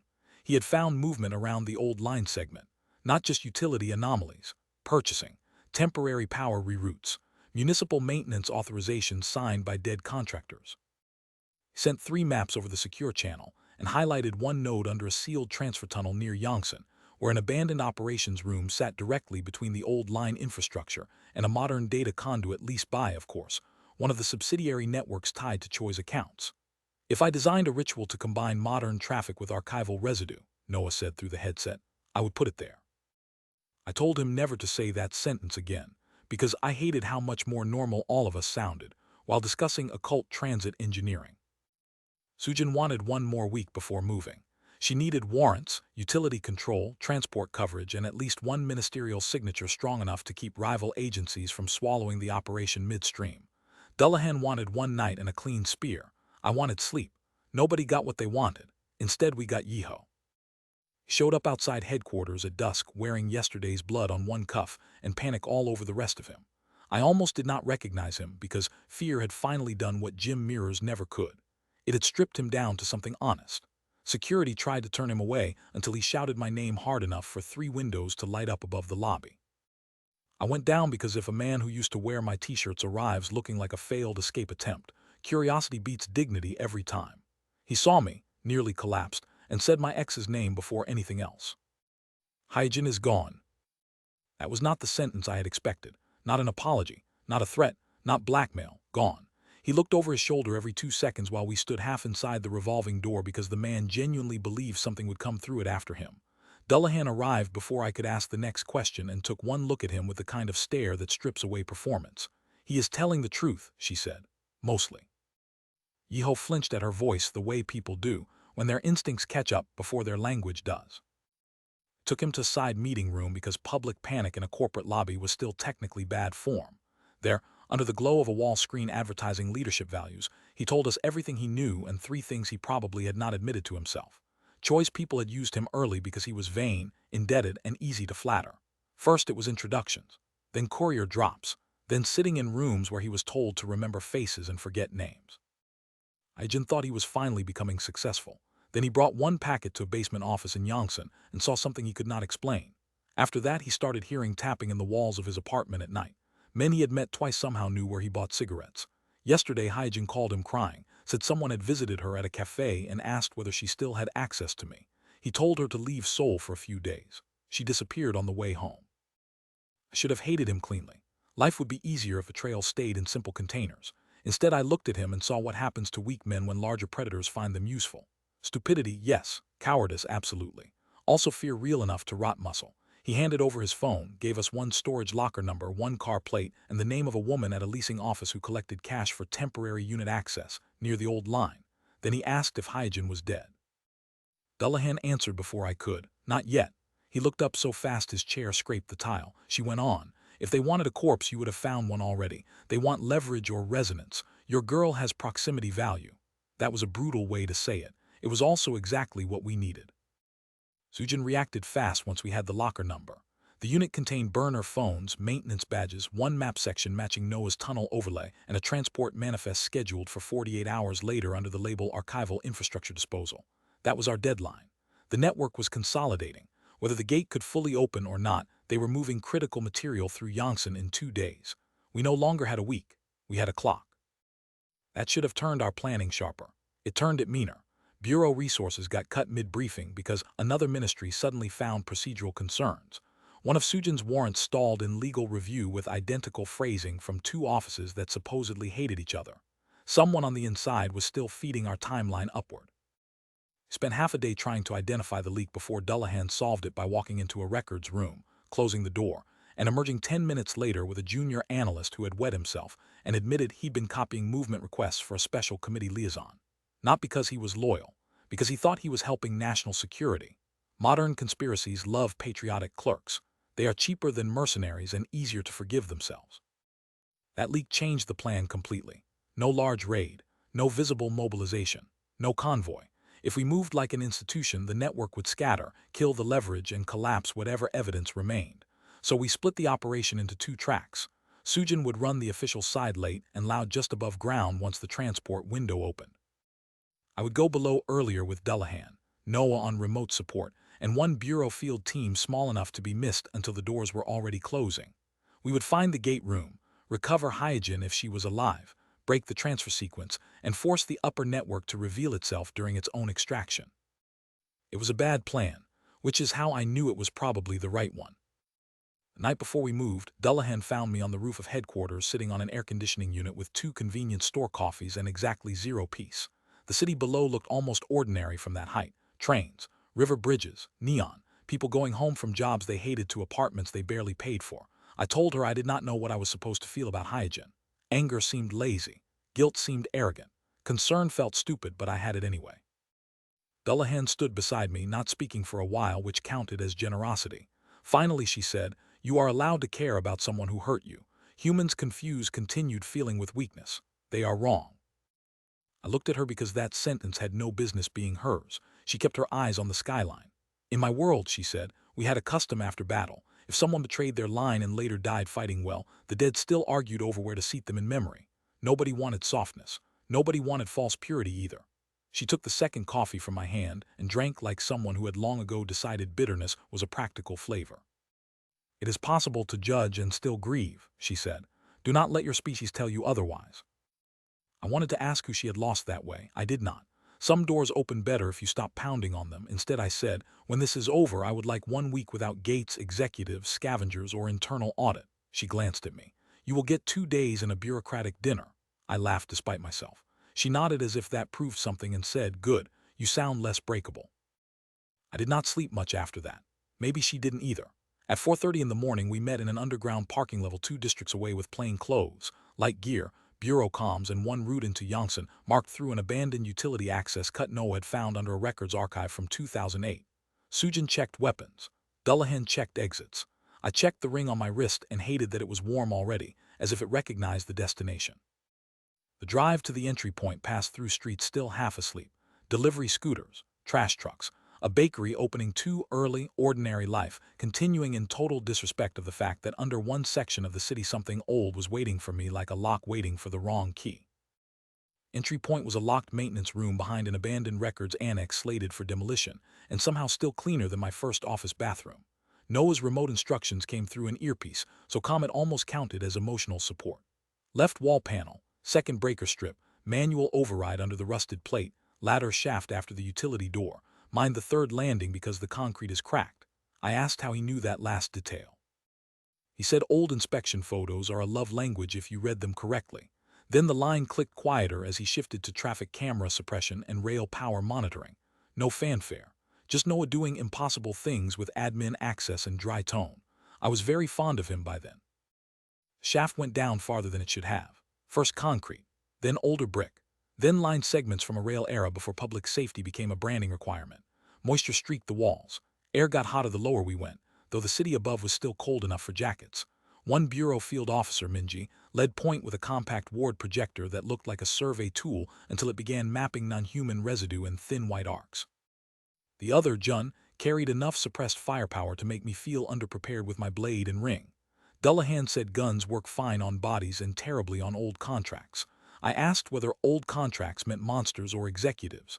She said both, which was not as funny as it should have been. The first sign we were close was sound. Not roars, not chanting. Machinery and voices layered together. Forklift beeps, metal crate rollers, men arguing over timing. The kind of sound you hear in late-night logistics depots everywhere in Seoul, except down here it echoed through disused rail tunnels and carried a second rhythm under it, something like a heartbeat passing through cable and stone at once. The gate. The ring on my wrist went from warm to painful so fast I had to stop on the landing and grip the handrail. Dullahan reached back, pressed 2 fingers above the ring and said, "Do not let it pull faster than you breathe." I wanted a better piece of advice. Unfortunately, that was also the exact one I needed. Main chamber under Yongsan had once been an operations floor for rail control. You could still see the bones of it under the new work. Old signal maps painted over. Emergency signage half removed. Windowed control booths above the rail junction now converted into observation posts. Modern generators thudded beside antique switchboards. Crates sat in lanes across the floor, each marked with the same fake disposal codes we had already traced through the network. Some held hardware. Some held ward plates. Some held what looked like ceremonial anchors made from black steel and old bone. On the far side of the chamber, where 2 dead lines intersected in a concrete throat leading into darkness, stood the gate. Did not look like the tear that had opened in my apartment. It looked like architecture trying to remember being a wound. A circular frame of blackened metal rose between the tunnel columns, fused into the old station bones with script and cable. Behind the ring, space folded wrong, deep red and lightless at the same time, as if distance had been bruised into shape. Every few seconds the surface shivered and showed a flicker from the other side. Fire, towers, something moving across a battlement. The system under Seoul had not just been feeding scavengers, it had been widening a passage. And tied to a chair on the raised signal platform to the left of the gate, alive and furious and gagged with what looked like packing cloth, was Hyojin. That should have shocked me more than it did. Maybe because part of me had been preparing for a body and this was better. Maybe because there was no time. 2 guards stood near her, human, armed, alert. Below them, loaders moved crates toward the ring while 3 men in work coats checked manifests under the supervision of someone I recognized immediately even from distance. Vice President Min Seok-jin. Of course. Smooth knife man from headquarters, not possessed, not panicked, in command. It was speaking with another figure standing just inside the gate's red light, and my eyes refused to understand that second shape at first because it kept sliding between modern and ancient forms. Suit collar, then armor plate. Human mouth, then too many teeth. Glasses, then a crown band made of dark script. The same creature category as the archivist maybe, but denser, older, better integrated. It looked like a senior executive, and a dead court official had been layered badly over one another, and then taught to smile. Dullahan saw it and all the contempt went out of her face at once. What replaced it was much worse, recognition. "The treasurer," she said. I did not love that title. There was no way to keep stealth after that reaction, not because she moved, but because the thing at the gate turned its head before any of us made noise and looked straight at our position. "Late," it said. The voice arrived through the chamber without needing volume. Min Seok-jin did not even flinch. "I expected you an hour ago," he added, and now I knew why he had been so calm at headquarters. We had not surprised him by entering the board-level conflict.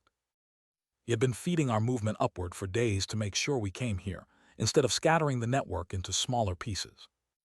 Sujin hissed one word over comms, "Move." Everything after that broke fast. Minji sent the first ward flare into the chamber and turned half the floor white-blue. Jun took the left guard by the platform before he could pivot. I went right with Dullahan because the ring had already decided direction for me. Loaders dropped crates and ran, or didn't depending on whether they had understood what they were carrying in the first place. Min did not run. He barked 3 orders, drew a sidearm like he had been practicing for this exact scene, and fired at the platform where Hyojin was tied, because leverage becomes liability very quickly when operations fail. I got there first because fear sharpens math. The shot clipped the chair, not her. I hit the platform edge, dragged her in the chair behind a signal console, and heard her swear through the gag with a clarity I actually found reassuring. She was alive enough to be furious. Good. I cut the binding at her wrists, ripped the cloth away, and she inhaled like someone surfacing from bad water. "You brought the devil, woman," she said as her first line. I looked over my shoulder at Dullahan driving a black spear through a moving clerk-shaped thing that had just grown extra joints. "Yes," I said, "that was absolutely the correct decision." There was no time for emotional closure. I shoved a spare comm bud into her hand and told her if she wanted to survive, she would follow Sujin's voice and keep her head below the guardrail. She grabbed my sleeve first. "Yeho is down here," she said. "They changed him." Then a blast wave from the gate hit the platform hard enough to throw both of us sideways and turn the rest of the sentence into impact. The treasurer stepped fully out of the ring after that. Human scale but not human balance. Dark suit cut like old court robes translated through a tailor with no conscience. Cuffs edged in script. One hand carrying a ledger thin as paper and heavy as law. It moved through the chamber like gravity had signed paperwork in advance. Anyone with partial corruption in them straightened when it passed, not out of respect, but because command in some older systems works physically. Min followed half a step behind, still bleeding from where flying metal had cut his temple, still talking like this could be recovered if everyone else did their jobs properly. Dullahan ignored him completely and addressed the treasurer in the same hard language she had used with the archivist. This time I caught pieces. Old court, default, abandonment, debt. The treasurer answered without hurry, and I understood even less except the shape. It was not surprised to see her. It had expected her eventually, maybe even counted on it. Then it switched to Korean for my benefit and said, "A sovereign who chose attachment over extermination was always going to become leverage." That line did more damage than the blast had. I looked at Dullahan. She did not look at me. Her spear lowered a fraction, then came back up. "You were a clerk before the fall," she said. "You remain a clerk now. Do not mistake proximity to catastrophe for rank." If the treasurer was offended, it hit it better than any executive I had met. "And you mistake sentiment for sovereignty," he replied. "You did not come to collect revenge. You came to protect an investment." I would have preferred they stop talking in ways that rearranged my chest. No luck. Minji's ward projector overloaded on the 3rd pulse. Jun went down with a shoulder wound near the crate lanes. Sujin dragged 2 half-conscious loaders toward the extraction stair while barking for secondary teams that were still 3 minutes out because the network had jammed 2 tunnel relays. Hyojin crouched behind the console, shaking and still trying to point toward a side maintenance hatch where, according to her, they had kept Yeho when he stopped being cooperative. Every piece of the room demanded attention at once. This is the part where people usually talk about seeing the whole battlefield. What I saw was worse. Too many half-battlefields, too many lives turning at once. The only way through was to cut the count down. I told Hyojin to stay low and crawled toward the side hatch she had indicated, while Dullahan and the treasurer turned the center of the chamber into a legal dispute conducted through murder. Min intercepted me halfway there, which felt appropriate. Men like him always want the personal confrontation once the larger system starts dying around them. He shot at me twice. Both missed because he had spent too many years threatening seated people. I hit him with the edge of a crate dolly hard enough to break his grip, and then we both went into the maintenance trench between the platform supports. He was stronger than I expected and dirtier than I hoped. Elbows, throat pressure, a backup knife from his ankle. No speeches until he realized I was not losing fast. And he finally gave me the truth the way people like him always do in the middle of trying to kill you, because that is when they feel most honest. He said the network had offered him what real modern power always wants. Not money, protection from consequence. Data control, selective blackmail, targeted collapses of rivals, access to pressure maps across industries. He said systems like ours already harvested people. He had simply found a more efficient buyer. I told him there is something uniquely pathetic about men who dress predation up as innovation. He drove the knife into the concrete by my neck when I rolled away a fraction too slowly and said I still sounded like support staff. That line saved him 2 more seconds because it made me angrier than the blade. I got his wrist, slammed it against the trench wall twice, and the knife went loose. Then the ring flared, and for one terrifying moment I almost crushed the bones under my fingers without meaning to. Min saw it in my face before I did. Not just strength, capacity. That was what finally scared him. He tried to scramble back out of the trench. I grabbed his tie, dragged him down again, and told him if he moved another inch I would let Dullahan decide what counted as exit protocol. He believed me instantly. Again, useful. I zip-tied his wrists with cable from the maintenance rack, shoved him under the platform support, and kicked the side hatch open. Yeho was in there. Or enough of him to count. They had strapped him into one of the same biometric harness chairs from Somnalink, but this version was portable, ugly, and halfway integrated through his spine lined with black wire anchors. His eyes were open. His mouth moved before sound came. When it did, it came in 2 layers, him and something using him. Open phase, it said. Compensating key available. I almost shut the hatch on reflex. Instead, I crouched, slapped his face harder than friendship allowed, and called his name until his focus snapped once toward me through the overlay. "Do not let them finish the 4th turn," he gasped in his own voice for one clear second. "The gate measures grief and lineage together." Then the other thing came back over him and tried to bite through the restraint. I've made many terrible choices in recent weeks. The next one was still probably correct. I cut the power line feeding the harness instead of trying to untangle the anchors first. Yeho convulsed so hard the chair tipped over. The shadow riding him screamed through his mouth and peeled out in strips, not fully formed enough to fight but strong enough to slash the hatch frame as it escaped back toward the gate. He collapsed, alive, vomiting, and useless for at least 10 minutes. Good enough. I dragged him halfway out by the shoulders, shouted for hygiene, and she moved faster than any hostage should have after that kind of night. Together, we hauled him behind the platform supports while the chamber's center got worse. 4th turn. I did not know what that meant until I looked up. 4 of the black anchor pylons around the gate had started rotating 1 notch at a time, each movement answered by a pulse through the ring on my wrist and a surge in the red surface inside the frame. 3 had already locked. 1 remained. The treasurer had timed everything around my arrival because of course it had. The collector wanted to harvest me. The treasurer wanted to use me properly. I finally understood the whole shape. They did not need me restrained on an altar. They needed me present, active, emotionally loaded, bloodline awake, close enough that the gate could read and finalize the transfer pattern. Every fight, every threat, every hostage in the chamber was not just obstacle. It was tuning. I shouted that to Dullahan over the noise. She looked at the pylons, looked at me, and her face changed into something I had only seen in flashes through the memory bleed. Battle math. The old kind. She drove the treasurer back 3 steps with a sequence so fast I barely tracked it, then yelled one word I did understand. "Leave." I knew what she meant. I also knew it would not work. If I ran, the gate stayed half open and she fought alone in a chamber designed to translate my blood into architecture. If I stayed near the frame, we risked giving it exactly what it wanted. There are times when every option feels like collaboration with disaster. Those are the moments that decide whether you are still the man who lets the system move him or not. So I stopped thinking about winning and started thinking about severing. The nearest pylon sat 20 feet from the gate on the chamber's south side, half buried in old signal equipment and new concrete braces. If the 4th turn completed, whatever came through next would not be another collector or archivist fragment. The red surface inside the frame had already stopped looking like a passage and started looking like a place. Walls, fire, movement behind battlements. I could feel it leaning toward us. Breaking the pylon should have been straightforward in theory. Nothing under this city had respected theory for weeks. 2 loaders under partial corruption were still moving crate anchors toward the frame on reflex. Jun was trying to stand again with one arm dead. Zujin had finally gotten a line through to the surface team, but the reply came back ugly. 2 separate access routes compromised, 1 utility blast door sealed from remote override, and a ministerial convoy now insisting on control of the scene above ground because politics apparently sees a crisis and thinks first about ownership. Hyjin had her hands braced on Yeho's shoulders and looked one bad sound away from shattering. The chamber was still full of moving pieces, and all of them wanted time I did not have. I ran for the south pylon anyway.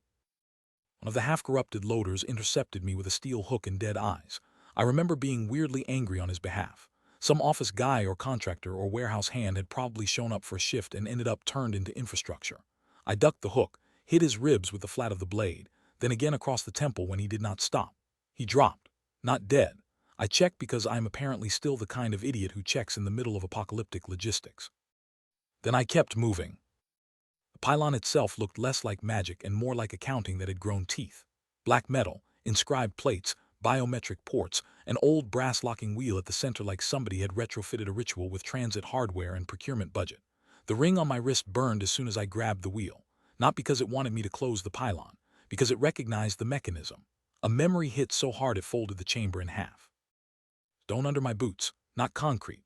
Wind carrying ash and snow. A battlefield gate between towers and dead fields. A man with my face only older, harder, sword lifted and blood all over one sleeve.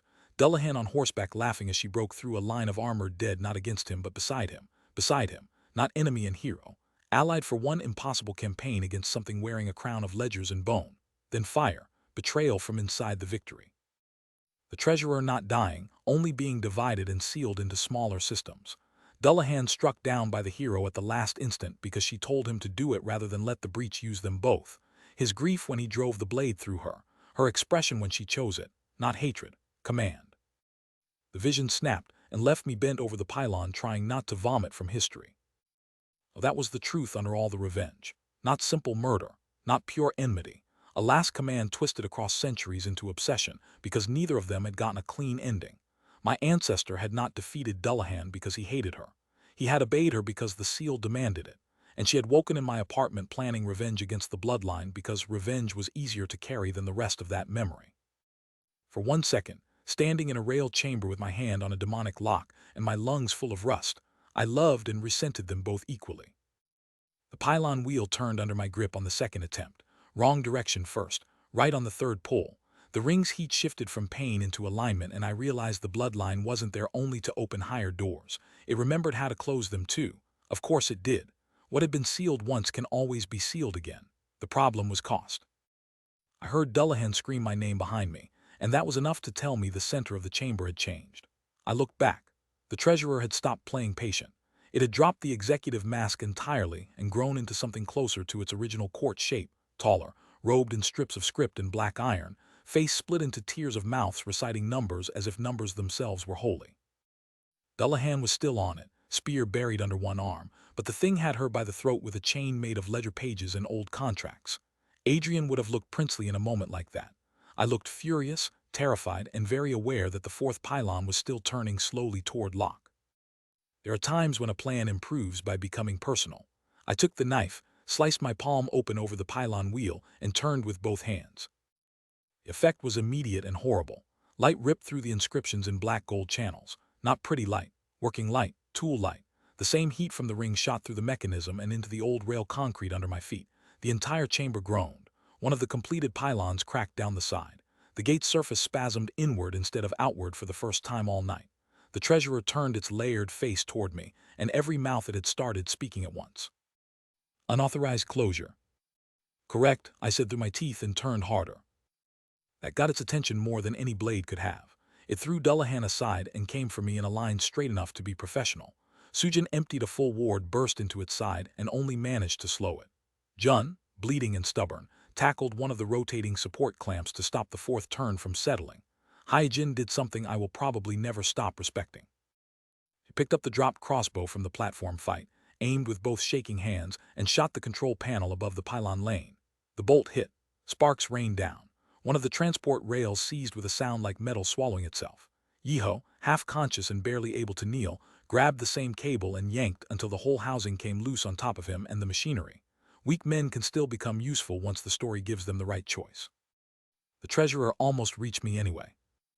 Dullahan hit it from the side so hard both of them slammed into the old signal wall. She had dropped the last of the human disguise entirely. Horns, shadow armor, silver hair wild, eyes black at the edges with old sovereign force. Do not stop turning, she ordered without looking at me. That tone left no room for interpretation. Then she drove into the treasurer again, spear and bear were together, and I saw something I had not understood before. She was not just stronger than the fragments. She was also weakening. Every time the gate dragged at the old seal pattern, it dragged at her too. Of course it did. She had been part of the original closure. Of course she had. I hated how much sense that made. The pylon wheel finally locked one quarter back against its own mechanism. The fourth turn reversed. All four anchor lines flashed black gold instead of red. The gate howled. I do not know how else to say it. A passage between worlds made a sound like an animal refusing a trap and a city sewer failing at the same time. The frame shivered. The old line beneath it cracked in a spreading web. Everything in the room became unstable at once. Sujin yelled for extraction. I ignored her because sometimes ignoring orders is what lets you remain alive enough to be punished later. The treasurer had shifted targets again. Not me. Dullahan. It knew exactly what the pylon reversal meant. If she died here while still linked to the old seal architecture, the gate might collapse in a way that reopened elsewhere under worse conditions. So it wrapped one band of script chain around her spear arm, another around her waist, and started dragging both of them toward the frame. That was the moment I understood something I had been dodging for weeks. Dullahan had entered my life as a revenge problem. Then she became a trainer, a weapon, a consultant, a disaster, a co-conspirator, and the one person in my entire life who never once treated my smaller self like it was the final version of me. If the gate took her now, I was not losing some useful demon ally. I was losing the person who had made the whole direction of my life change by refusing to let me stay broken. The thought arrived clean and stupid and absolute. I let go of the pylon. Yongrae, Sujin sounded genuinely murderous over comms. Fair. The wheel held for the moment, good enough. I crossed the chamber with the kind of speed you only get from panic plus heat plus a complete absence of better ideas. The ring burned through my whole arm this time, up into the shoulder, across the ribs. My hand closed on the chain wrapped around Dullahan's waist. It cut skin instantly. I held anyway. The treasurer turned one stacked face toward me and almost sounded curious. You choose the Deadlands over home. That line froze the room harder than the alarms. Because now I knew, the closure pattern, the gate, the system window that had never returned but had absolutely been implied in every old resonance pulse. A full seal here, with bloodline and sovereign both engaged, might have thrown me loose.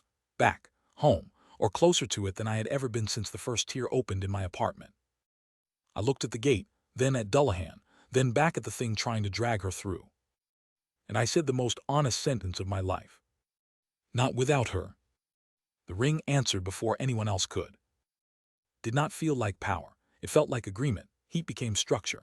Lines of black gold script ran from the ring up my arm, across the chain, into Dullahan's armor, through her spear, and down into the floor seal. For one wild second, the whole chamber filled with the old battlefield overlay again. My ancestor, Dullahan, the first closure. The impossible alliance history had misfiled as mutual destruction. This time the pattern corrected. Not hero killing demon lord. Not demon lord sacrificing hero. Two lines choosing the same direction at the same moment. Dullahan looked at me across the chain and understood instantly. No surprise, no refusal, just one fierce, furious kind of acceptance. Then hold, she said. So I held. What followed was less like a fight and more like a structural argument using bodies. The treasurer pulled toward the gate. We pulled toward closure. The old rail concrete split. The support lines screamed. Every remaining corrupted worker in the chamber dropped as the network feeding them snapped between contradictory commands. Men, still tied under the platform supports, started yelling something about value and leverage, and the fact that the gate was an asset, and I sincerely hope somebody recorded none of it because I never want to hear his voice again. Sujin did the smartest thing in the room. She stopped trying to save the infrastructure and started evacuating everyone who still had a nervous system worth protecting. Haijin and Yeho half carried each other to the extraction stair with Jun covering. Minji, who had burned through her first ward unit, dragged the remaining anchor crates into the open line between the gate and us and blew the seal tags manually. Black light erupted through the chamber. One support column went. The old operations floor began to collapse. Dullahan drove the spear forward with both hands and shouted a title I understood this time. Not in language, in meaning. Closure by mutual will. Recognition of equal claim. Refusal of extraction. The chain between us and the treasurer snapped into light. The gate imploded. There is no graceful description for what it feels like when a passage between worlds folds in on itself 3 meters away from your face. Sound leaves first, then depth, then everything becomes pressure and shards of memory and heat so bright it stops being color. I saw my apartment floor, the hotel ballroom, the old battlefield, my mother folding towels, Mina shoving a novel at me in the library, Dullahan standing in my kitchen saying recovery is logistics, Park stealing my presentation, Choi offering me loyalty with a clean smile, the collector under chandeliers, the treasurer wearing an executive's patience over an ancient hunger, all of it in one collapsing surface. Then something hit me across the chest and the world went dark. I woke up to the sound of someone arguing with a doctor about discharge timing and dietary incompetence. That more than the white ceiling or the IV line in my arm was how I knew I was still in soul and not dead. No afterlife would hire Dullahan as patient family without first improving its cafeteria standards. I opened my eyes slowly. Hospital light. Private room, which meant government budget or panic. My ribs felt like they had been reassembled from borrowed parts. My left hand was wrapped almost to the elbow. The ring was still there, black and quiet, looking like an ordinary piece of metal for the first time since I had met it. Good. I was too sore for mystical symbolism. Sujin sat in the corner with a laptop open and a face that had somehow found a new way to look tired. She did not smile when she saw I was awake. That probably helped. You took your time, she said. I asked how long. 36 hours unconscious. Another 4 where you opened your eyes, called someone a procurement parasite, and went back under. I thought about that. That sounds in character, she agreed. Then I asked the only question that mattered. She did not make me wait. Alive, she said. Angry, mobile before she should be. Currently arguing with your physician over the use of the word stable. Relief hit harder than painkillers. It made me close my eyes again for a second just to survive the force of it. When I opened them, Sujin was watching me with the flat patience of someone who has seen too much and still refuses sentiment as a coping style. You chose to anchor the closure through a sovereign link you did not fully understand, she said. That was reckless, I said. You sound almost relieved, she answered. Those are not mutually exclusive states. Fair. The official story for Yongsan was a controlled hazardous infrastructure collapse following an illegal data harvesting operation linked to corporate fraud and unauthorized biometric experimentation, which was not wrong so much as offensively incomplete. Choi had stopped being useful and started being terrified. Min Seokjin survived long enough to become a major problem for a wide range of expensive people. Some Link founders had spent 12 hours trying to reclassify their own chamber as an experimental hardware lab before evidence, witnesses, and one very motivated ministerial secretary crushed that fantasy. The company, my company, somehow still technically mine too, was imploding upward. Emergency board meetings, shareholder panic, regulatory raids, media stories written by people who thought the scariest part of the whole thing was a corrupted wellness app. If only. Yeho was alive. Hyjin too. That answer came later and more quietly because I had not known how much it mattered until I heard it. The Bureau had them in separate protective housing, partly for security, partly because keeping former lovers and former mistakes in one room after a demonic conspiracy tends to produce secondary disasters. Hyjin had asked whether I was awake yet. Yeho had asked whether the chair made him say anything on record. I told Sujin that sounded like him. She said, apparently surviving possession improved his honesty by 4%. That was about as warm as she ever got. The doctor returned after that and looked deeply offended to find I had joined the living without requesting permission. He told me I had severe tissue strain, occult resonance burns, one cracked rib, and what he called abnormal cardiovascular stress patterns that everyone in the room politely ignored because none of the paperwork had a box for used as a heroic closure conduit in an underground gate collapse. He also said rest was mandatory. Dullahan, who entered halfway through the lecture with coffee she was not allowed to bring into the room, said rest was tactical but immobility was weakness. They argued for 4 full minutes over protein timing. I lay there and let them because hearing her voice while conscious did something steadying to the whole room. She looked worse than she acted. Right sleeve replaced. Collarbone wrapped under the hospital gown she clearly despised. A slash across the side of her throat half hidden by glamour because some habits die slower than old gods. Yet she still moved like she expected reality to make room for her. When the doctor finally left muttering about impossible people, she set the contraband coffee on my tray, pulled the visitor chair too close and said, "You disobeyed a direct command in a tunnel full of bad architecture." I nodded. "You nearly got yourself erased." I nodded again. She leaned in slightly. "Do not do that casually." It would have been easier if she had shouted. Concern from Dullahan always landed harder when it came dressed as an order. I asked whether the gate was really closed. Not damaged, not paused, closed, she answered carefully for once. The Yongsan Channel collapsed and the treasurer's local architecture was destroyed. That branch is done. Then she added, the older war is not done. Also fair, I asked whether the treasurer itself was dead. She looked away just long enough to tell me the truth was annoying. Distributed things rarely die cleanly, she said, but it no longer owns a stable courtside route. That matters. Good enough for now. Then I asked the harder question, the one the gate had shoved directly into my ribs. Did my ancestor kill you because you told him to? The room went still in a different way than hospitals usually manage. Sujin looked at her laptop like it had become morally fascinating. Dullahan sat back in the chair, one hand on the coffee cup she had forgotten to drink from. For the first time since I had met her, she looked not angry or sharp or amused or sovereign, but tired in a way that had nothing to do with wounds. Yes, she said. That was all at first, just yes, one syllable carrying centuries badly. I waited. She noticed and made a face like patience from other people remained inconvenient. Then she spoke more fully, though not gently. The treasurer had not always been a gate lord. It had once been an administrator of transitions between war and death, logistics for endings, accounting for armies. Then kingdoms learned to use its systems for conquest, and the thing adapted upward the way all bureaucracies with enough blood under them eventually do. Became something larger because people kept giving it scale. My ancestor had fought it alongside Dullahan in the last campaign because the Deadlands and the human kingdoms both understood that if the treasurer won, Neither side would remain sovereign over its own losses. They nearly sealed it. The seal demanded a reciprocal strike through both anchored lines. She could not complete the final closure while alive on her side of it. He could. So she ordered him to do the thing history later simplified into hero defeats demon lord. I woke with only the command and the wound, she said. Memory returned slower. Rage returned faster. That sounded like the saddest possible version of professional clarity. I asked why she had never told me once she remembered. She answered without hesitation. Because revenge was easier to carry than grief, and because if I said it aloud too early, I was not sure what would remain of the reason I crossed worlds. I thought about the first night in my apartment, the way she had looked at the garbage on my floor and declared my life an unfinished punishment. How many weeks had she spent rebuilding me while also gradually realizing the vengeance she came for was tangled with something far older and less pure? No wonder she had been impossible. I told her she had terrible coping instincts for someone who judged everybody else's weaknesses so aggressively. She almost smiled. Correct.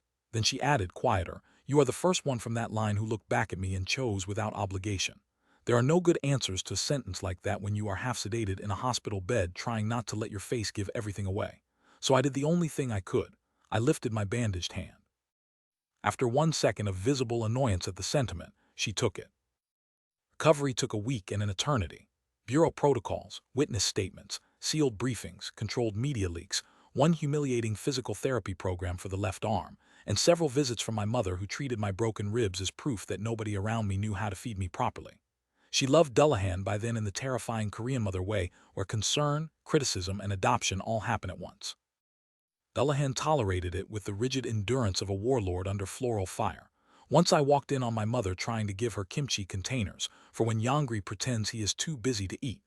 Dullahan accepted them like sacred burdens. I have never stopped being grateful no camera captured that moment. While I healed, the company burned on schedule. The board chair resigned on health grounds. 2 compliance committees appeared out of nowhere like mold after rain. 3 outside firms arrived to do cleansing work that somehow still involved invoice padding. Park tried to position himself as an isolated branch-level symptom and got publicly contradicted by metadata, procurement trails, and one absolutely devastating internal timeline Dullahan prepared under her consultant credentials. Min Seokjin tried to cut a deal and discovered too late that Sujin had already passed the right materials to a prosecutor who hated losing jurisdiction. Choi disappeared into a facility no one would name around me, which I interpreted as either intelligence custody or a very educational basement. And through all of that, Dara remained employed. That part still amuses me. The demon lord who tore apart a collector under investor chandeliers and helped collapse a gate under Yongsan somehow ended up with a permanent badge, a secure floor, and a title no one could challenge because too many executives were afraid of what she would say if they asked for her contract chain in writing. Officially, she transitioned from crisis consultant to special governance integration lead. Unofficially, she became the one person in the building whose calendar nobody rescheduled twice. She took over an office with a glass wall, removed the decorative plant because it looked weak, and started rebuilding half the company's internal controls as if she were reorganizing a battlefield supply route. Strangely, morale improved. My own role changed too, not upward in the glamorous sense, wider. I stayed in the integration office because disappearing after Yongsan would have been both suspicious and impossible. But now when I spoke in meetings, people listened for substance instead of waiting for a superior to translate. I hated how long it had taken. I used that hate productively. I cut useless reporting chains, pushed back on burnout theater disguised as productivity, redirected one whole vendor budget into actual employee support, and nearly gave finance a stroke in the process. Nothing noble, just practical repairs in a system that had proven what happened when nobody did maintenance. Noah joined officially 6 weeks later through a data ethics fellowship, so boring nobody resisted it. He walked onto the floor carrying one backpack, and the expression of a man who had been dragged into a better salary by a conspiracy and still wasn't sure whether to celebrate. Serafina, yes, the name still made Dullahan say humans lack imagination, came in through an external public interest advisory arrangement after helping Sujin tie the wellness network into a wider exploitative labor pattern across multiple firms. She was not surprised when she found out about the non-human layer. That still bothers me. Some people should have better thresholds for impossible information. Together, the 4 of us became something the building had never seen before, a competent internal group with no patience for polished predation. Hyjin and I met once after the hospital, in a cafe with 2 bureau watchers pretending to enjoy scones nearby. It was exactly as uncomfortable as it should have been, and much sadder than either of us wanted. She apologized plainly. No excuses about confusion or needs not being met or me being too busy. Just apology. She also told me the network had noticed Yeho early because shallow men are easy entry points into deeper houses. That sounded accurate enough to be useless. I told her I was not angry in the old way anymore. That part of my life had been burned through too completely. Hurt, yes. Sorry for all of us, yes. Angry in the same shape, no. She cried anyway. So did I, a little, because Dullahan had been right on the roof. Judgment and grief do not cancel each other out. They just make the room harder to walk through. Yeho took longer. Possession leaves bad echoes. So does being Yeho, probably. He sent one message after leaving bureau housing. It said only, I know I was weak before this. I'm trying not to stay weak after it. That might be the most respectable sentence he ever produced. I did not answer right away. 3 days later I sent back, start by keeping your promises to the people still alive. He sent a thumbs up. I hated that somehow it worked. The bigger question waited under all of that. What now that the gate was closed, the network cut, and the revenge no longer fit cleanly inside the story that had started all of this? I avoided the answer for as long as possible by doing what modern adults do best, working too much. Dullahan allowed that for about 11 days and then trapped me on the office roof after sunset with 2 canned coffees and no excuse route. You have become annoying again, she said, which in her dialect meant she had noticed avoidance. I told her this was unfair because she had built most of my current functionality herself. She accepted that with a small nod and then asked the real question. Do you still intend to go home if a full path appears? City lights below us looked almost soft that night. Autumn wind, distant traffic, a helicopter crossing the river. The kind of evening where normal people think about rent and dinner and whether they should call their family more. I thought about my old library table, Mina shoving the novel toward me. The life that had felt claustrophobic before any of this and now seemed almost mythically simple. I also thought about this world, my mother safe but not isolated. Noah at a desk nearby muttering about server permissions. Serafina weaponizing public ethics against predatory systems. Sujin pretending she did not trust us while clearly already building her next plan around our usefulness. Dullahan, demon lord, consultant, war machine, impossible woman, standing beside me in a headquarters jacket like the title had always belonged to her. I don't know, I said finally. He nodded as if that answer deserved more respect than certainty. Good. False clarity is for executives and priests. Then she drank half the coffee in one pull and added, for now, there is another issue. Of course there was. I asked whether we had at least finished the first disaster before receiving the second. She said, depends how you classify a sovereign succession dispute in the Deadlands with emerging corporate interests in Korean logistics. I laughed so hard I had to lean on the railing. You are joking. No. She reached into her coat pocket and handed me a folded document, not paper from our world, thick black stock with silver script pressed into it. The seal at the bottom was cracked but still pulsing faintly. I could not read the first line until the ring warmed. Then the meaning slid into place. Notice of contested authority following the confirmed destruction of the treasurer's active court line. Claimants invited. Witness line required. Hostile proxies expected. I looked up slowly. This is addressed to you. And to you, she said. I checked again. She was right. My name sat under hers in a translated legal line that made my skin prickle. Witness bearer and recognized closure counterpart. I asked whether that was normal. She said no in a way that suggested the answer had multiple layers of no underneath it.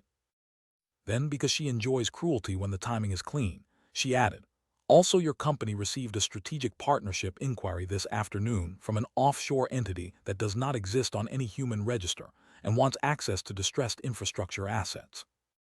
I stared at her for a long moment. Then I looked back at the city, at the headquarters floors lit behind us, at the office building where I had once been too small to protect my own work, and understood how complete the change really was. My life was no longer a narrow hallway leading toward burnout and compromise. It was wide now. Dangerous, yes. Ridiculous, absolutely. Full of gates, conspiracies, damaged systems, and the kind of responsibility that never arrives politely. Also alive, in a way, I had not known how to ask for before all of this broke over me. I folded the black document, slid it into my jacket, and asked the only question left. When do we start?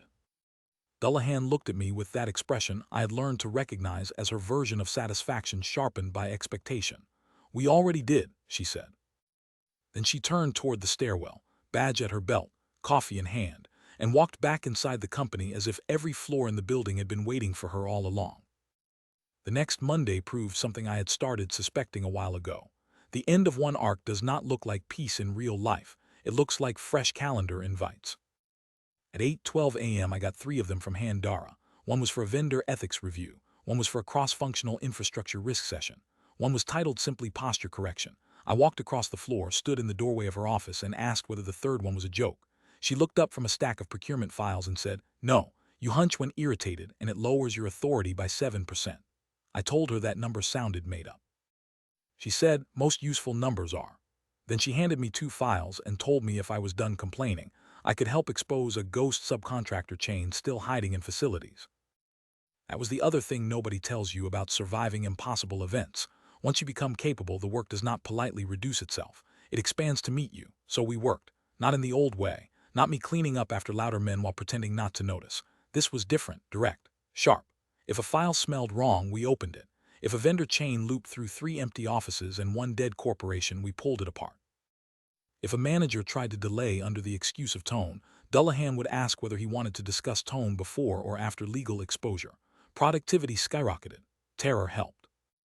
Around noon, Mina called. I had been avoiding that conversation longer than was wise. She knew about the company scandal because the whole country knew about the company scandal. She knew I had been injured because my mother believes secrecy is a temporary condition cured by concern.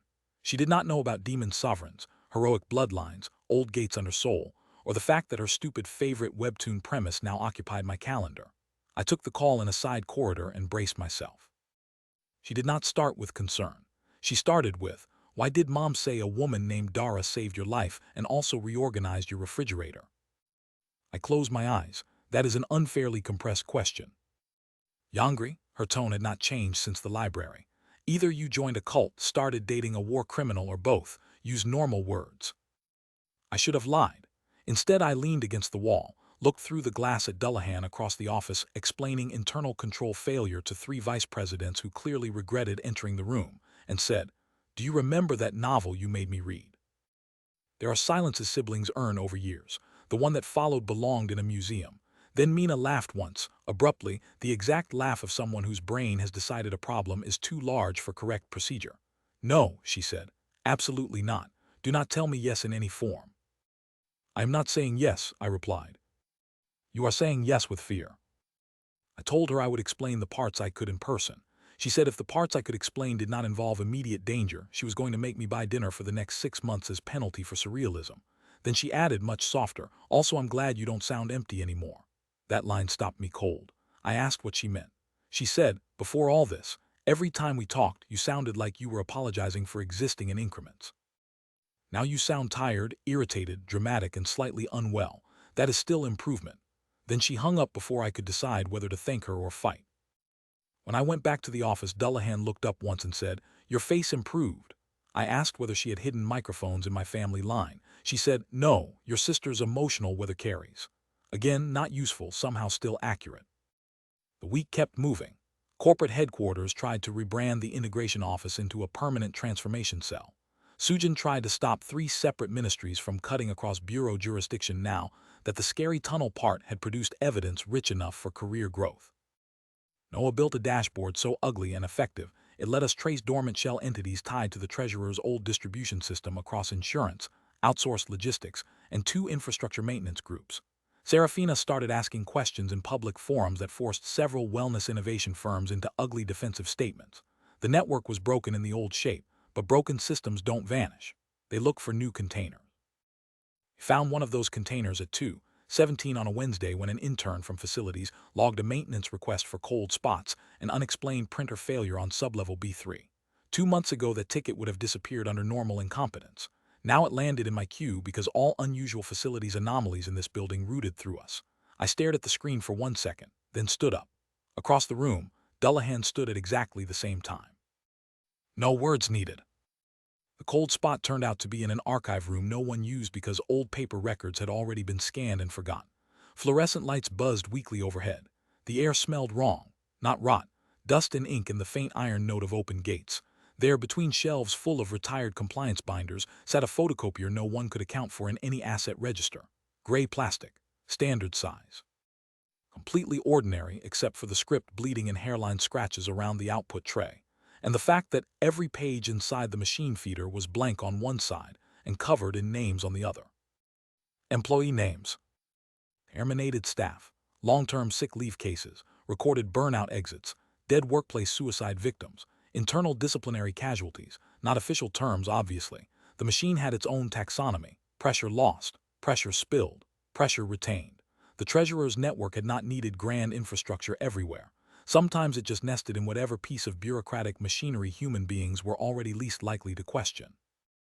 Dullahan lifted the copier lid, looked at the script under the glass and said, with aristocratic disgust, "Imagine serving ancient appetite through office supply equipment." I told her that was the most modern sentence ever spoken by a Deadland sovereign. Then the machine started printing on its own. Page after page, names, numbers. One column marked candidate resonance, another marked leadership exposure, another marked household vulnerability. Mine was on page 4. So was Mina's. The room changed temperature instantly. I tore the page free so fast the edge sliced my thumb. Dullahan saw my sister's name and the air around her darkened on reflex. "How recently?" I asked. She put 2 fingers against the machine housing, eyes narrowing in that unnerving way she had when reading residue directly. "Recent enough that someone looked at her after Yongsan, not recent enough to have taken action yet." I wanted that to calm me. It did not. The only thing worse than an active threat is a cued one.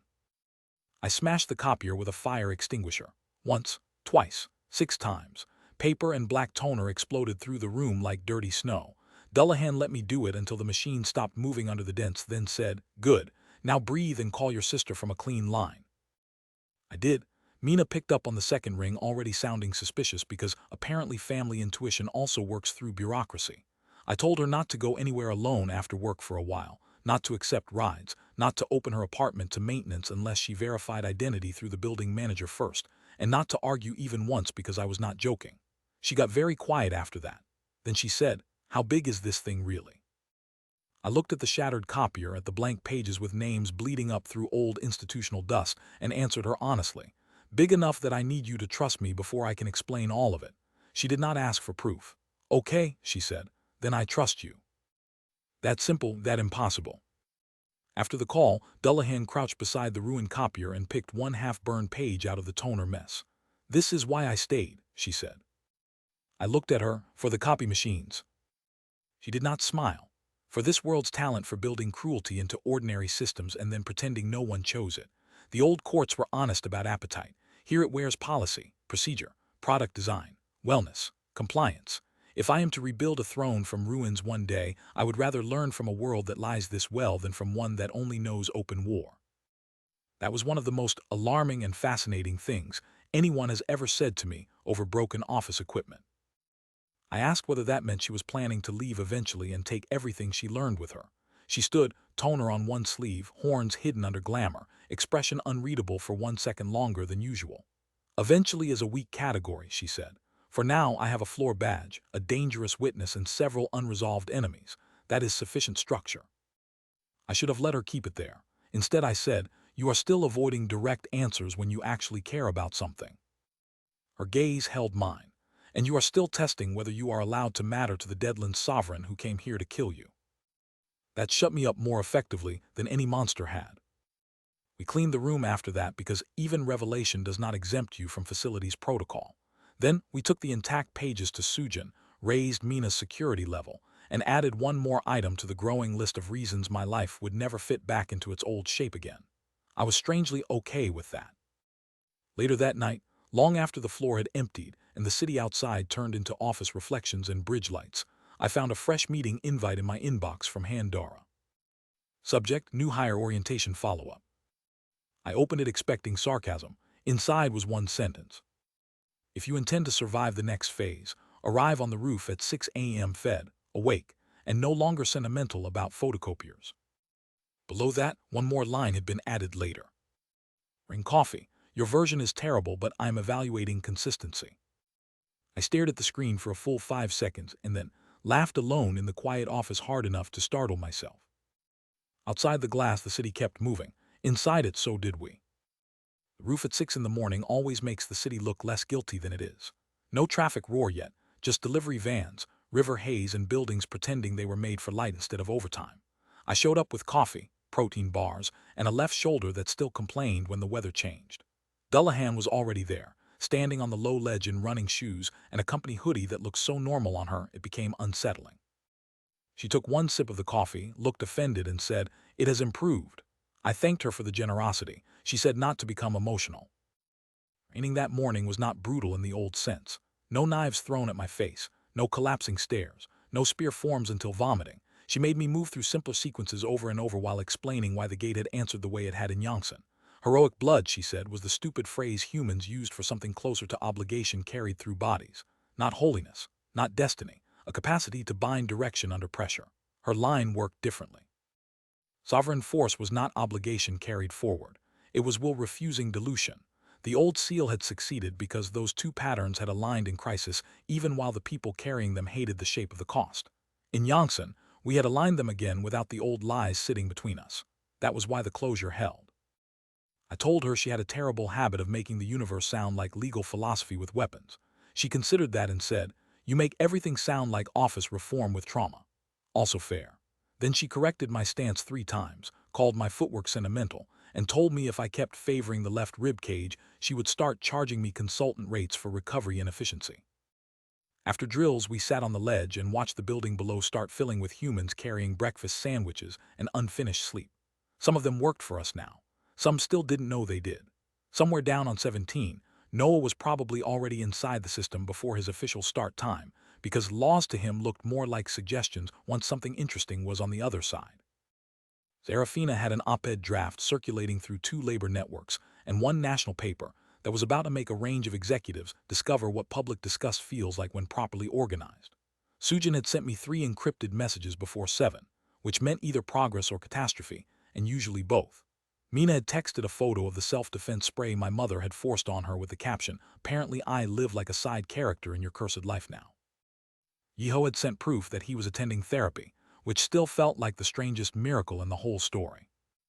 I used to think becoming stronger would feel cleaner, simpler, like crossing some obvious threshold where fear turned into confidence and confusion turned into purpose. What actually happened was messier and better. My life got louder, more expensive, more dangerous, also more mine. The company no longer felt like a machine I endured. It felt like territory worth changing because I finally knew what had been feeding on the parts no one wanted to inspect. My own body no longer felt like something dragged from one humiliation to the next. It hurt, worked, adapted, and occasionally terrified me. Even the future had changed texture. Before, it had always looked like a hallway. Now it looked like a map with too many marked doors. Dullahan finished her coffee, crushed the can in one hand, and asked whether I had decided anything new about going home if the path reopened. I told her no, not cleanly. The answer still shifted depending on the hour, the wound, the memory, and whether I was talking to my mother or standing near a gate. She nodded as if uncertainty could be a competent answer if handled properly. "Good," she said. "Clarity earned too early is usually just fear in ceremonial clothing." I told her she should publish a book of alarming wisdom for overworked office employees. She said the market lacked the discipline to deserve it. Then my phone buzzed. "Sujin?" No greeting, no warm-up, just a photo attachment in 1 line. "You need to see this before the board does." I opened the image. It was from a port inspection south of Incheon sometime before dawn. A container yard, rain on asphalt, hazard markings, 1 opened freight box. Inside, stacked in foam and metal braces like precision instruments, were 12 identical black rings. Smaller than mine, same design family, same script. Training units or shackles or keys or all 3. Dullahan leaned in, saw the photo, and all the softness that had briefly existed in the morning air vanished from her face. "They are manufacturing line interfaces," she said. "Not for 1 witness, for many." There it was, the next shape, bigger than 1 company, bigger than 1 gate, bigger probably than anything we had cut so far. The old network had lost a root and started industrializing the replacement. I looked from the phone to the skyline to the woman beside me who had started this whole impossible correction by refusing to grant me a merciful death. Then I stood up because apparently that is what my life had become. Stand, assess, move. "Do we tell Noah first or let him find out and become unbearable?" I asked. "We tell him first," Dullahan said. "I am not preserving him from joy. I am preserving us from his theatrics." I pocketed the phone, rolled my sore shoulder once, and headed for the stairwell. She fell into step beside me automatically. Below us, the company lights were coming fully alive. Above us, the sky over Seoul was finally bright enough to stop pretending it might stay calm. We barely made it down to the integration floor before Noah called on the secure line instead of waiting for us to brief him. That should have irritated me. Instead, it felt reassuring, like gravity still working after an earthquake. I picked up, and the first thing he said was, "If this is about port anomalies, I already found the customs misclassification." Dullahan took the phone out of my hand without asking, "How many rings can the shipment route support before your harbor authorities become less decorative?" she asked. Noah did not even pause. "If they move them through the listed channels, maybe 30 more before anyone competent asks why a wellness hardware importer suddenly needs armored biomaterial casings." I heard paper shift on his end. Keyboard taps. Then, with growing annoyance, "Actually make that 52 if they split them under educational devices and therapeutic diagnostics. Humans really did build corruption with admirable flexibility." Dullahan handed the phone back looking almost proud of him. That was dangerous for everyone. Sujin joined the call 2 minutes later from a moving car and sounded like she was already halfway through 3 separate arguments. Port Authority had 1 container. The manifest suggested 4 more. 1 had gone missing from the official yard camera chain during a 7-minute maintenance blind spot. Another was rerouted inland under emergency cold storage authority, which meant the people above Choi, above Min, above Somnalink, had not spent the weeks after Yongsan mourning a lost gate. They had spent them scaling. That was the thing I finally understood while standing between my desk, Dullahan's office, and the floor-to-ceiling windows of a building that still thought it was an ordinary company. We were not living through a weird interruption in a normal life anymore. Normal life had already been the camouflage. The office, the wellness platforms, the fraud chains, the ghost vendors, the compliance theater, the exhausted workers feeding dashboards with their own collapse, those had never been separate from the old world pressing at the edges. They had been the bridge. I looked around the floor, analysts walking too fast with open laptops, managers rehearsing confidence outside conference rooms, assistants balancing trays of coffee while checking 3 chat windows at once. No music, no speeches, no dramatic cues, just the ordinary machine of modern work spinning on top of faults no one wanted to map. That was where the danger lived best, not only in tunnels and gates, in things people already accepted. Dullahan came out of her office carrying 2 files in my jacket. She tossed the jacket at me. "Move," she said. "If they are scaling interface rings, they need field trials, handlers, and a distribution hierarchy. I would like to meet whichever fool thinks mass production improves ancient catastrophe." I put the jacket on, took the files, and checked the first page while walking. Customs tags, logistics partners, 1 shell shipping group I already hated, 1 investment fund I had only seen once before in Choi's old chain. It was almost funny, not because any of this was good, because my old life would have called a day ruined if a manager stole my report. Now I was heading into a citywide hunt for manufactured bloodline interfaces with a demon lord who had become the most dangerous new hire in Korean corporate history. Noah was still on the line. "For the record," he said, "this is the part where sensible people ask for backup and sleep." "For the record," I answered while heading for the elevator, "I used to be sensible. It went badly." Dullahan approved of that enough not to insult it. The elevator doors opened. We stepped in together. Somewhere below us, the lobby kept receiving clients, deliveries, and job applicants who had no idea what kind of building they were entering. Somewhere outside, containers were already moving. The door slid shut.